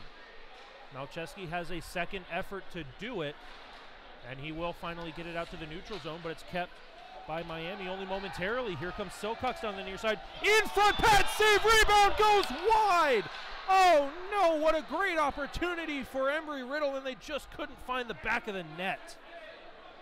It was wide open too, unfortunately. It was wide open. Great play there by Matt Silcox. You know, it doesn't always have to be the perfect play. Throw it to the net. You know, most of the goals that happen in the National Hockey League are often just thrown to the net, and unfortunately it looks like another penalty for the Eagles.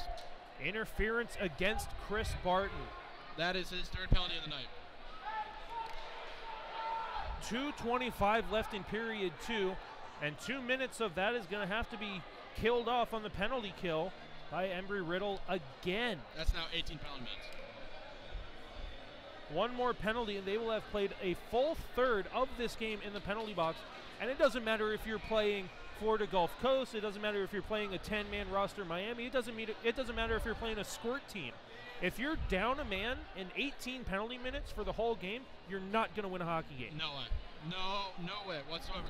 You know, the best thing that can happen for her right now is Miami starts racking up the penalties, because then they're going to start losing guys off that bench. Ryan Marks blocks the shot attempt over on the far side, but Miami still has possession. Cross ice, it's on the goal line. Max Minervini gets back and keeps it out of the net. Oh my goodness, it got through his glove on the near side, kept along the goal line by some stroke of magic, and he was able to dive back and keep it on the post. No goal. It looked like it deflected off whoever was back there. I think that might have been Wyatt Ebner. It was one of the two defensemen, Brendan Barger or Wyatt Ebner, but it looks like it might have hit off their shin guard, and that was definitely a close call for Max Minervini. And Embry-Riddle off the ensuing faceoff clears it the length of the ice, so Miami's going to have a chance to set it back up on their power play with speed down the far side boards. Down the left wing wall, they escape to the near side around Alex Fowler. Davison, stuff attempt, rebound is pounced on by Minervini, and he's got to stand tall coming into the third period here and in the last minute and 52 of period number 2. The Riddle defense really needs to watch Davison. The kid has incredible speed coming down that right side. He's going to cut right to the slot and try to go right in. They really need to start moving their feet there if they want to start catching up here. A minute and 28 until we're back to 5-on-5 play, and a minute and 52 until Embry-Riddle can escape into the locker room. Kersen deflects the pass, but he can't get the puck out. He intercepts it, and now here comes Turner Kaufman shorthanded. Turner Kaufman harassed from behind, can't get it into the middle, and Miami regains possession in the far corner of their own zone. Coseglia down the far side. Stops up at the half wall, comes up to the blue line, kept alive by Miami. Long shot gets through, pad save made by Minervini. Rebound over on the far side, steered away by Barger, but Miami maintains possession on the near side half wall. 50 seconds to go on the Eagles' penalty kill. Asplund will leave it at the blue line, goes down low, and this one's blocked in front. It comes into the glove hand of Minervini. Taking some abuse on that glove hand, but he is able to hang on for a whistle with 1:06 left in the period. You know, if I could speak for Max here, I bet he's getting very frustrated right now. He is, as you saw there with the little bit of aggression he had there at the end there, I'm sure he's getting frustrated right now. He needs all the support he can get right now from his team. Miami's also catching up in shots right now, 32 to 22. At the blue line, Miami keeps it alive on their power play. They've got 35 seconds left on it. Long shot just wide of the far side post. 1 minute to go in the period. Pass intercepted on the far side by Bridges. He tries to hold it along the far half wall. Miami not giving his teammate much support. Finally, they come in, but it's too little too late as Nordin comes in and steals it away for Embry-Riddle. Maintains possession and clears it the length of the ice, at least to the red line where it's knocked down by Usiak. Should have let it go the length of the ice because now Miami has a chance to skate it over the Embry-Riddle blue line. Shot gets over the crossbar and now a foot race on for it. Usiak comes in shorthanded, coming in right on goal, and it's poke checked away at the last second by Colin Fitz. 20 seconds to go in the period. We're back to 5-on-5 play. Colin up making the safe play there and backing out there. If he would have hit him there, it would have been definitely a uproar there from the Miami bench. On the near side, it's off the post, loose in the crease. 6 seconds left in the period. Scramble back behind the net. Comes out to the crease. One-timer blocked away off the stick of Colin Bridges. And now we've got a little bit of a scrum in front.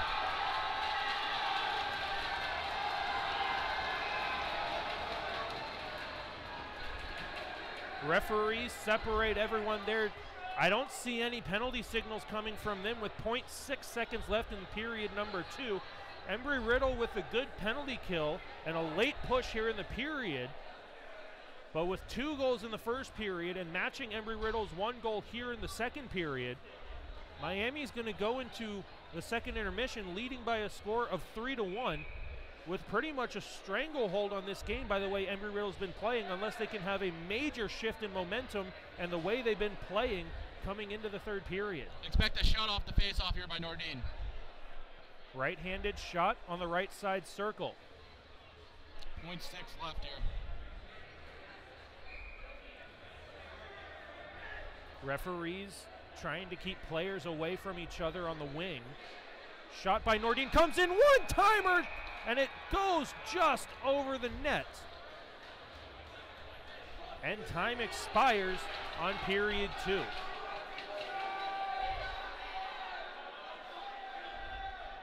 And Ryan, there's obviously the goal by Colin Bridges, Minervini making saves, but the penalties and the lack of discipline and just the way that Embry-Riddle has not been able to play their game, a disappointing 40 minutes of play. Yeah, unfortunately, you know, there's so many opportunities, but at the end of the day, there's only so much Max Minervini can do. I mean, when he has no support in front of him, you know, he's often left by himself there. And in the first period there, the backdoor goal ended up happening there. Just a great shot there off the faceoff though in the second. That's a tough one to stop. You know, everyone's still flat-footed. I mean, it was just a great shot right off the faceoff. And I think that actually happened in the Miami game at Pembroke Pines at the beginning of the season. They did the exact same thing, a shot off the faceoff, and I think there was a rebound backdoor guy ended up scoring. And so we're kind of seeing the same trends out of Miami. So I don't really see much of a difference out of Miami I mean, that I saw in the first, besides maybe a couple less guys. But this is the exact same thing that happened in the first game of the season. Riddle went down, and they just couldn't get anything past. They just couldn't get anything past Vince. We will be back for the start of period number 3 here from the Daytona Ice Arena. Miami University Hurricanes leading by a score of 3-1 over the Embry-Riddle Eagles here on YouTube.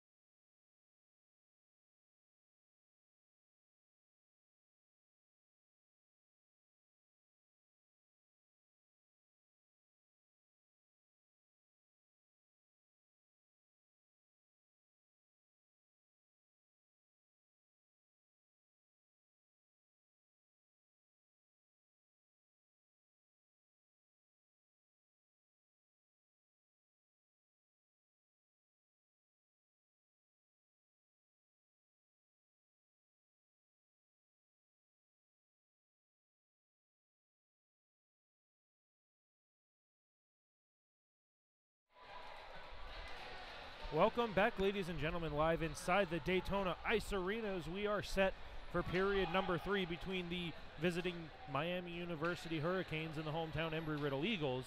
Meanwhile, the Hurricanes come into the third period leading by a score of 3-1. Nick Gimbel joined by Ryan Knapp up here for this third period. Ryan, what was the message from Coach Bob Joyce and the other members of the coaching staff to get his team back on track? Unfortunately, Coach isn't here tonight. But we do have Coach Bill Thompson and Anthony Galante subbing in for him tonight. But the message was just lay bodies and start playing smarter. It's all about playing smart and eliminating those simple mistakes. Also, they pointed out that Max has just been a brick wall tonight for us. And, you know, we just need to help him. He's the reason we are staying in this game right now. If we can keep getting some shots on net here.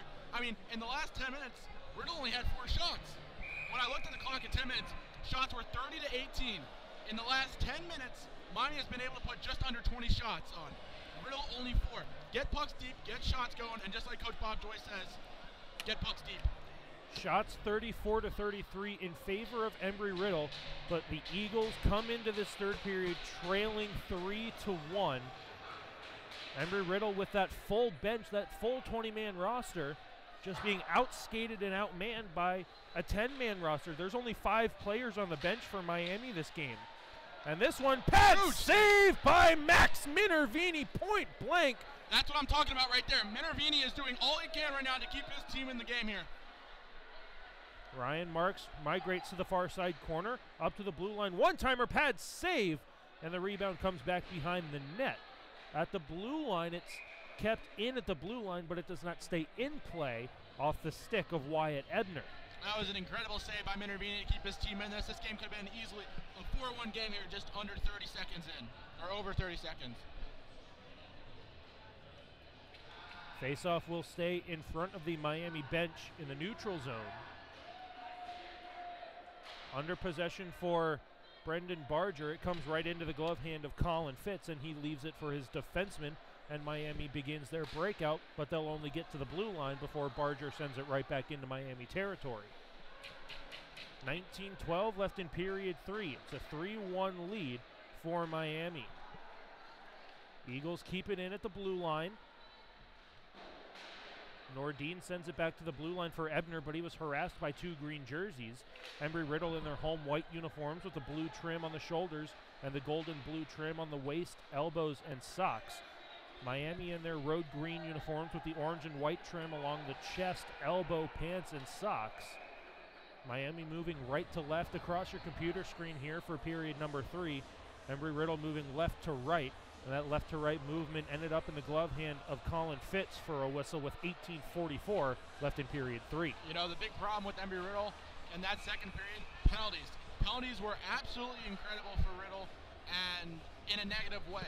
And right now, looking at the stat sheet, Chris Barton right now, 3 penalties. If he gets 1 more, unfortunately he's done. There's a 4 penalty rule with ACHA. 4 penalties and he could be done. Right now, Riddle is facing just 1 penalty away from an entire period worth of penalties. Miami coming back out of their own zone over the blue line into the Eagles' defensive end. Chris Barton leaves it for David Lytle. Comes back to Malcheski over on the far side corner. Breakout pass is deflected, and it comes right back into the glove hand of Minervini, who will elect to hang on for a whistle with 18:21 left in period 3. Faceoff will stay on the far side circle in the Eagles' defensive zone. No changes made on this shift from Embry-Riddle. Meanwhile, Miami elects to make their wholesale line change. I say wholesale very matter-of-factly because it is their entire roster tonight that just made a line change. Miami with possession in the corner on an onside play. Finally, they blow it dead. Both referees were caught down low at the goal line, and the third referee was nowhere to be seen over at the blue line on the Miami side of the ice. Finally, after a couple of seconds had gone by, the offside had been called down with 18:14 left in the final frame. Now, you know, per USA Hockey ruling, it is stating, though, that there is a 5 penalty difference here. Now, I'm not sure how the ruling is with ACHA. I will look it up. And it says any player who receives 5 penalties in the same game shall be assessed a game misconduct penalty. Now, any head coach whose team except for in adult age classifications, receives 15 penalties or more, will be suspended for the next game. Riddle right now with 9 penalties and a huge save by Max Minervini. Big save by Max Minervini, and it was David Lytle going for the head-hunting body check on number 18, Sawyer Coseglia, who made a beautiful move to get away from that check, but a long shot was held by the glove hand of Minervini as traffic was coming in his slot. 17:52 left in period 3. Shots now 37-34 in favor of Embry-Riddle. They still trail 3-1 to the Hurricanes. University of Miami is playing a very good puck possession game. Not too many turnovers tonight. Sent all the way down the ice, and just a negligent icing play. He had plenty of time over on the far side, Ben Solomon did, and he just threw it off the backhand, off the boards, the length of the ice. And that's exactly what Coach Anthony Galante was just talking about in the locker room. Mental play. Being, mentally there for the game. The simple, no mistake play is what will help Riddle, hopefully catch up in this game. But throwing the puck away like that when there's no one around you, that's that mental error that we were just talking about. Solomon makes up for it, though, and blocks a shot off the face-off, gets the puck out to the neutral zone. Embry-Riddle trying to get it in. Kirsten can't get it over the blue line. All three Embry-Riddle forwards are right next to each other, and that's going to allow Miami to get it out to the red line, and eventually the blue line. Dangerous toe drag from Colin Bridges gives the puck up to Miami, and they come in over the blue line. Shot held by the glove of Minervini, popped back out onto the ice, and he had to make a rebound pad save. That was a close one there. Delayed offsides is waved off as Miami touches up, and Bridges will gain the red line and dump it in around the boards to the far side corner. It travels with 16:50 left in the third period. Solomon hard on the back check, can't steal the puck away. Miami stops up at the blue line, and this is exactly what I said was going to happen. They've got the lead, Miami does, by 2, so they're going to play a short shift, high defensive game, but here comes Brantley Miller over the blue line on the far side. Brantley Miller looking for a stuff attempt, and nothing was had there. Lacklusterly backhanded up to the blue line, luckily kept in by Brendan Barger. The rebound comes all the way out to the center ice red line. Miller takes his man down. They tumble in front of the Riddle bench, and the referees say it was done legally. Silcox throws it in on goal, and a stick save was made by Fitz, and get pucks on net at all times. Great play by Silcox. That's what we were just talking about in the second period as well. Not all goals need to be the perfect, deke and dangle goals and, top shelf goals. Throw it to the net. Who knows what's going to happen. 15:55 left in the third frame. Miami unable to get it out of their own zone. Silcox sends it down low, but it's intercepted by Miami and pitchforked out to the neutral zone. Wyatt Ebner hard off the near side glass, stolen away by Miami. Back comes Davison in around the defenders. Pad save made by Minervini, and he gets the rebound, save as well. That's what we were talking about earlier as well. Davidson with the speed. The Riddle defense needs to move their feet if they want to keep up with someone who's moving that fast. Unfortunately, they're standing there flat-footed. By the time they finally get their feet moving, they're there with Davidson, but Davidson still has that momentum, goes around the outside, and once again, he cuts right to the middle, just as he did there on Max Minervini. Minervini didn't like that too much, and he gave him a shot for it. There's the frustration and defending yourself as a goaltender. You get that waffle board up into the midsection, and it doesn't feel too good when you're crashing the net hard. So that's a message from Minervini to Miami. Stay out of my crease or you're going to get the blocker. And I can understand the frustration from him, too. I was speaking with him during the intermission, and he's just saying that he needs more help back there. And that's the same thing Coach Bill Thompson was talking about, was just that team support and help. Coach Thompson's been talking about that all year, is just supporting each other and being there for each other. And unfortunately, that hurts. Ryan Marks with a stuff attempt comes out in front. 15:21 left in the third period of play. Puck down low in the Miami defensive zone. Miami comes out down the left wing wall. Good back check from Ryan Marks. Keeps the puck at the blue line under Embry-Riddle possession, but it's just sent the length of the ice on a slap shot by Wyatt Ebner.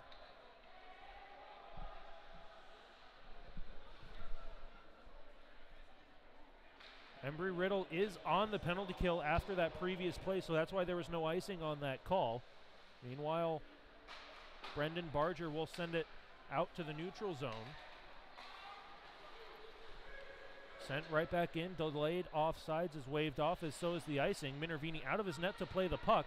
Stolen away by Miami, but Wyatt Ebner is there to steal it away. Given right up to Miami. Net is knocked off of its pegs. No whistle comes from it. They're going to allow the play to get out to the neutral zone, and Minervini's going to readjust the net on his pegs himself. Bouncer comes in, and a pad save made by Minervini. And it's settled down on the far side corner by Brendan Barger, and he will send it the length of the ice. 30 seconds to go on the Embry-Riddle penalty kill. I didn't even see the penalty that had happened. Oh, there's a penalty on Silcox.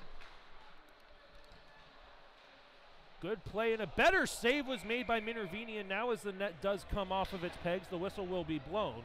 One thing Miami likes to do is they like to crash the crease. Not only do they go with that little umbrella overflow play that they've been doing all night for puck possession in the Riddle zone, but they love crashing that net, and that's what ended up happening there, as you just saw it. And then the play before with Davidson, as we were talking with his high speed coming down the right side, he cut right to the middle and went right towards Minervini to try to stuff one in. 21 seconds on the Eagles penalty kill, 13:58 left in the third period. That hasn't had much going on for the Eagles. They trail 3-1 with time being their enemy right now. Shots are now in favor of Miami as well. Shots are 39-38 Miami. When just 10 minutes left in the second period, we were talking about how Riddle was up by 13-8 or 30-80 in shots. Shots are now 39-38 here, Miami. Turner Kaufman with a shorthanded partial chance has it stolen away. And Miami will settle it down in their own high slot as we're back to 5-on-5 play. Silcox is out of the box. Turned over at the blue line on the delayed offsides. Miami gets it out to the neutral zone, so play continues. Isaac Davison, speedy into the slot, fires, and a pad save is made by Minervini. Rebound is settled down by Embry-Riddle all the way out into the neutral zone. Usiak can't get a handle on it. And Kaufman sends his man into the boards for good measure, but it's brought right back by Miami. A long shot, glove saved by Minervini as he was caught going the opposite direction. 2-on-1 down low for Miami, loose in front. Pad save by Max Minervini. What a desperation. Pad save by the goaltender for Embry-Riddle. That's exactly what we were just talking about. Minervini is here to play tonight. Unfortunately, some lucky bounces for Miami ended up getting past him, but he's keeping his team in his game right now. And earlier we were talking about the crucial games going on right now that, are not here in Daytona. UCF is facing Clemson. That's 1-1 after the first intermission, and we're still trying to get a score update on the Florida Gulf Coast USF game that is currently happening in Tampa. 13:02 left in period 3, and this could easily be a 5 or 6-1 deficit for Embry-Riddle if it wasn't for the heroics of the padding of Max Minervini. Absolutely. And, unfortunately, a loss here tonight. This is a conference game. The way the SCHC works is both games are, they count in standings. But ultimately, the way they work is one of those games is a conference game that does end up playing a role in the SCHC standings. Right now, Miami is 1-6. Embry-Riddle Eagles are currently 1-5. And I'm just getting a score update right now. Florida Gulf Coast up 7-1 against USF right now in Tampa. As that puck came all the way up here towards the second level, the faceoff will come back out at the neutral zone center ice faceoff dot. 12:44 left in period number 3. Miami has possession off the faceoff, stolen away by Embry-Riddle, but they're offside, so they have to dump it in back behind the net. Onside now is Embry-Riddle. They can begin their forecheck.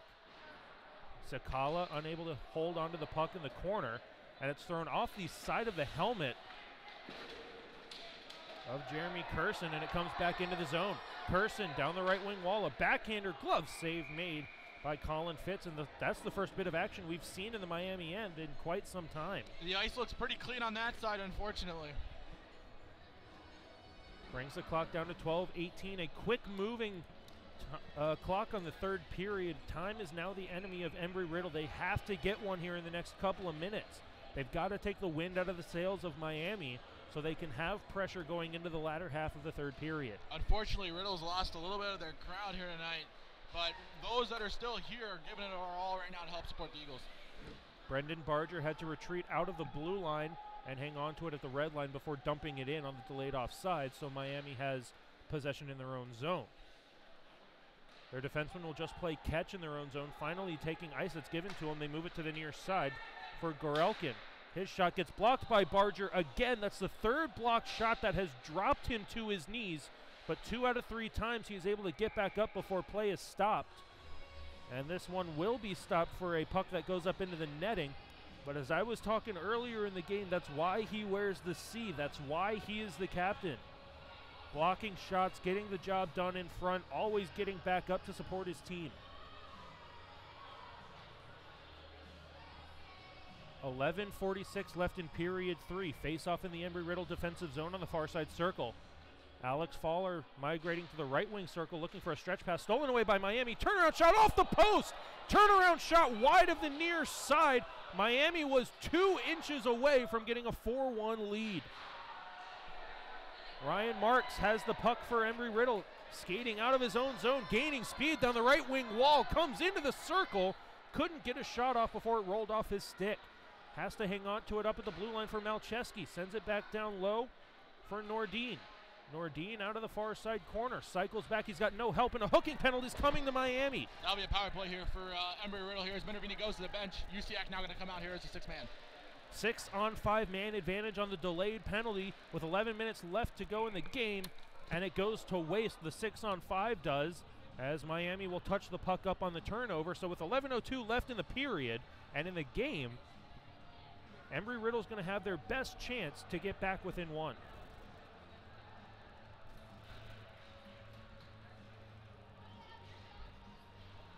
And as you were mentioning, Ryan, Miami now in the lead with shots, and they are pulling away 44-39. You know, that's incredible. Like I just mentioned, I mean, in the middle of the second period, shots were 30-18 in favor of Embry-Riddle.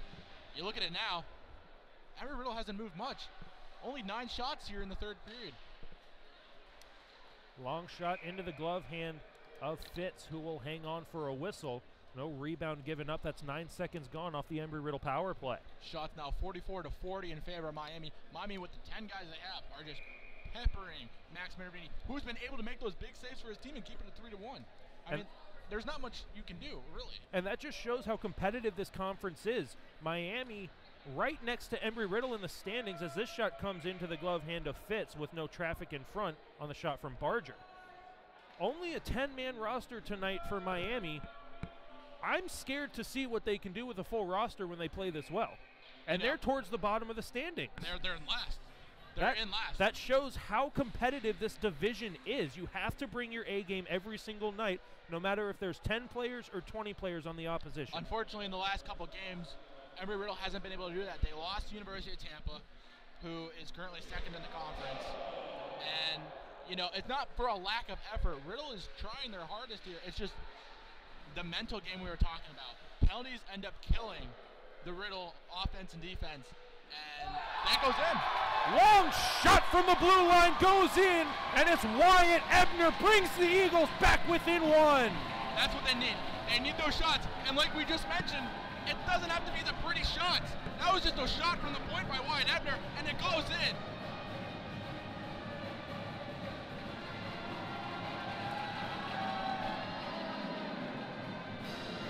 .10:19 left in the third period, and the Eagles have life. They trail 3-2 halfway through the final period of play on a power play goal from Wyatt Ebner at the far blue line. It may have been deflected by the way Kyle Usiak was celebrating all the way down the ice. And we'll wait for the official call. Maybe we can get some more info.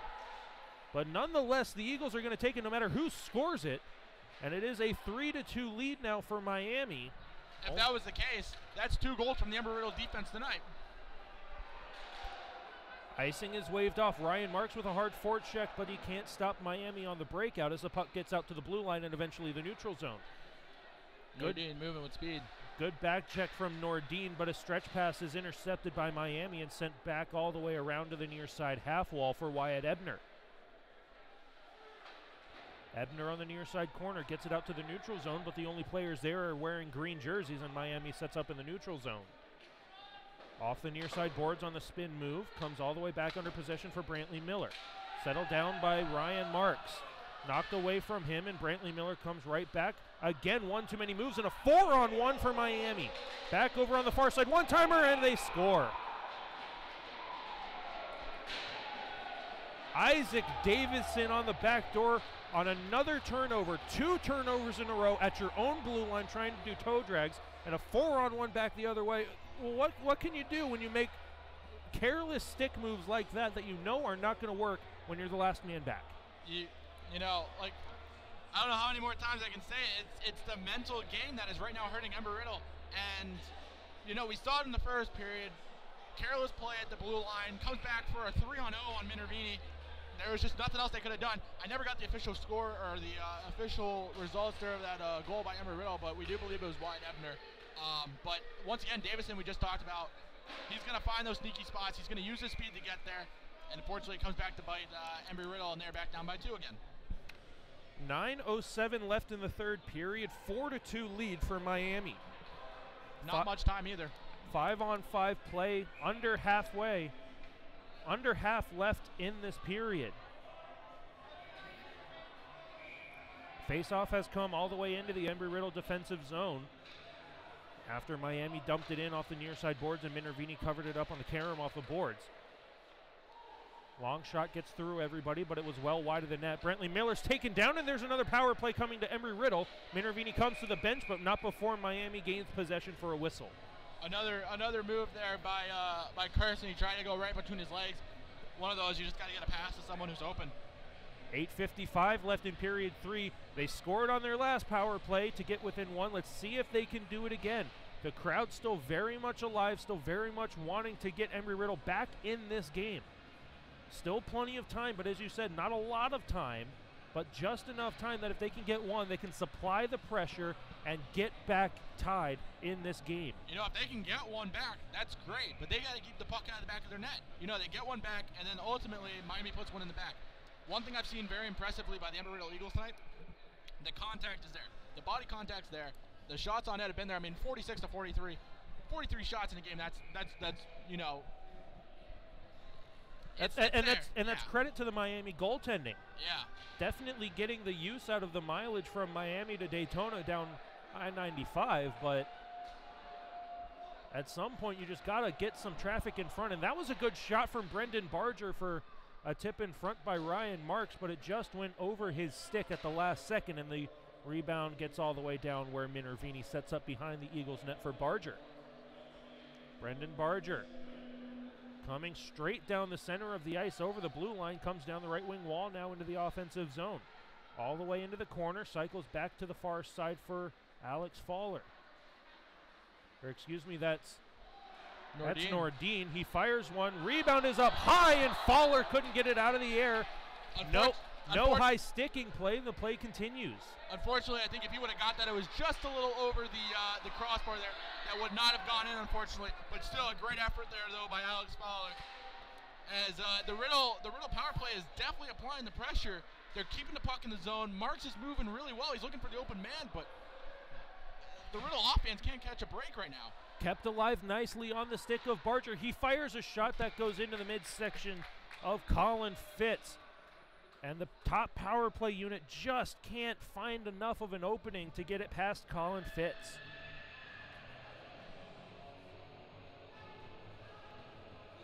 .7:42 left in the third period. 47 seconds left on the Eagles' power play. They trail 4-2 to Miami. And this one off the faceoff sent all the way down the ice where Max Minervini actually has to make a save and leave it behind the net for Colin Bridges. Bridges out the far side of his net. Eagles trying to find the open man here. Turner Kaufman takes the shot, fans on it, and it goes to the far side corner. David Lytle in support, has it stolen away, comes up to the blue line, and they just can't keep it in. Kaufman has to send it to the near side for Brantley Miller. Back to the far side, and Bridges will send it up for David Lytle. Gets around his man, left it for Bridges, and the shot went off the shoulder of Fitz up into the netting and out of play, and now Embry-Riddle has retaken the lead in shots, 47-46. Riddle definitely getting the momentum out here via their defense tonight.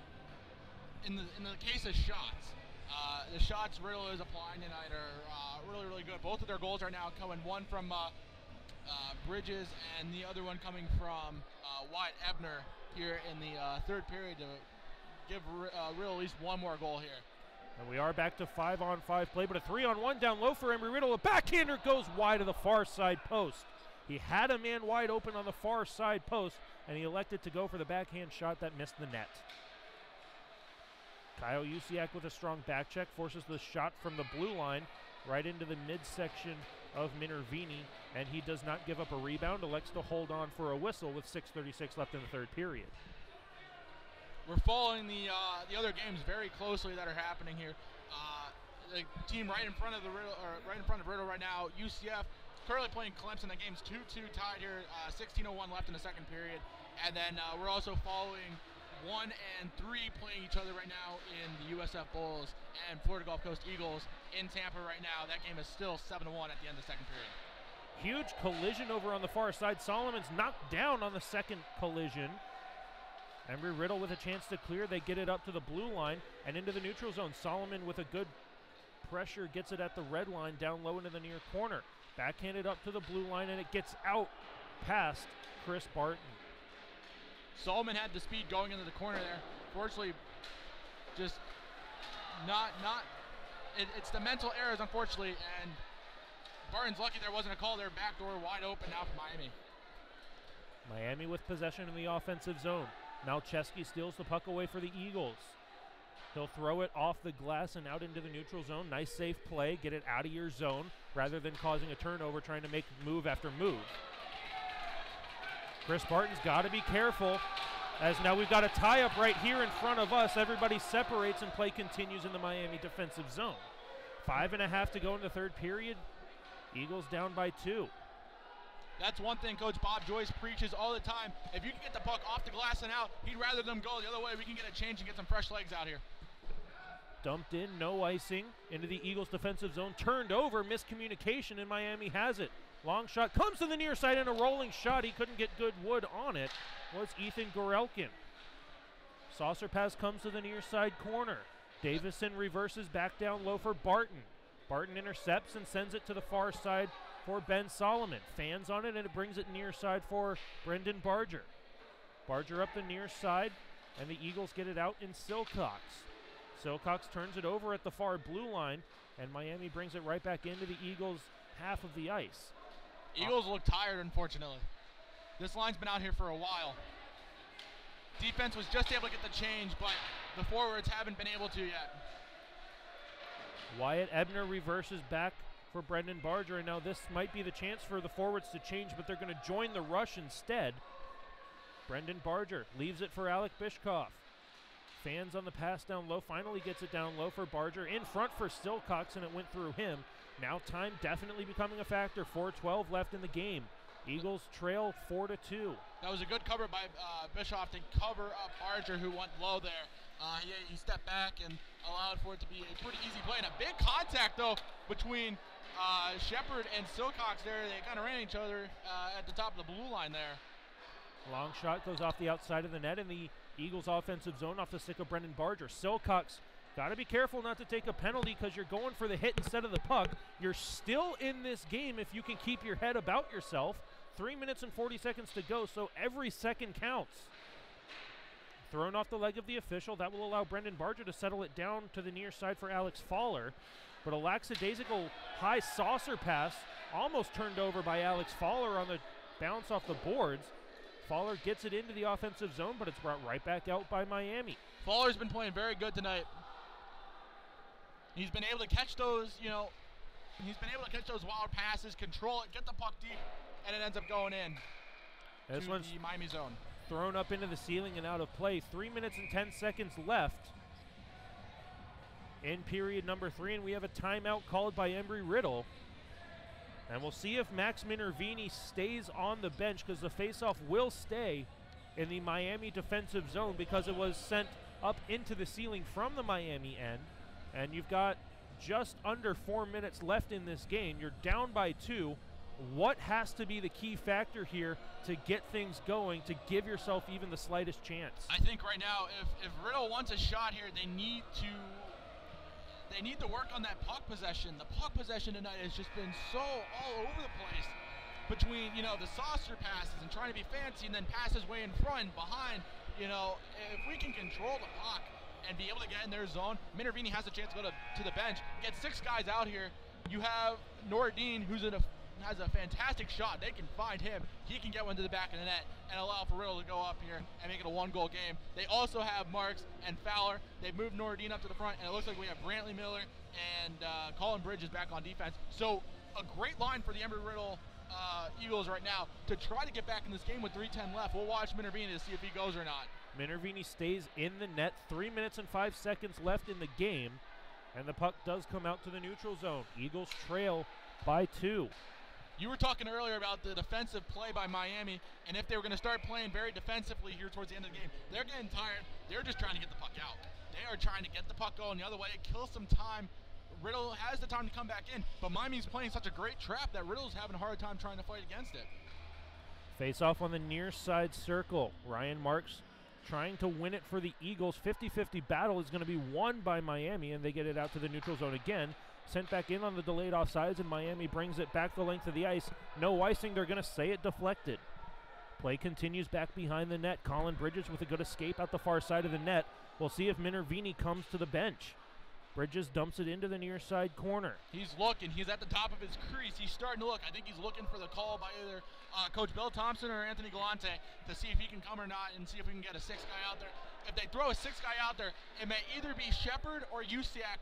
Not too sure yet, but I think Minervini's about to go, and there he goes. Minervini's going right now, and they're going to throw Brendan Barger out there, and they're also going to throw Shepard out there. Alex Fowler over on the far side half wall. Controls it for Embry-Riddle. Riddle net is open, but that's not going to work as Miami's going to pick the puck up at center ice. Wide open net, shoots, and they score. Miller tried to get back in time, but wasn't able to. A dangerous back pass. It was a saucer pass that didn't need to be a saucer pass that bounced over the stick of the Embry-Riddle defenseman. And it's going to be a disappointing outcome. We can feel it coming now.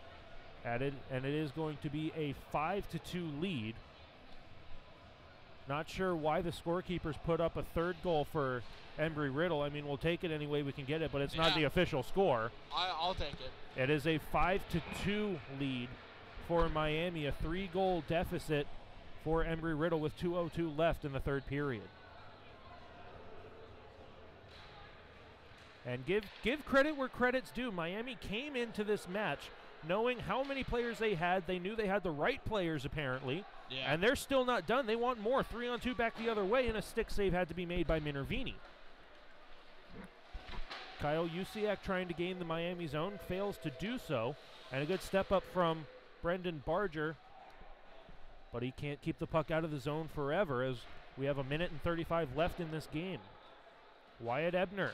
Good pass into the middle for Turner Coffin, but he couldn't hang on to the biscuit. This one sent off the body of Wyatt Ebner. Comes into the corner for Brendan Barger to settle down behind his own net. Escapes out the far side for a pass on for David Lytle.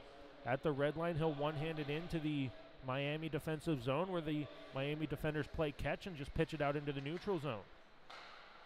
Move to the far side for Brendan Barger. Comes out for Kyle Usiak. Gains the red line and dumps it in. Stops behind the net. With 1 minute to go in the game, Miami will skate out over the blue line, and Davison will just send a floater into the glove hand of Minervini, who lets it go on the far side for Ebner. Ebner reverses for Barger. Centering pass is on the tape for Usiak, and again, when are they going to learn? Too many moves in the high slot of your own zone is going to cause turnovers.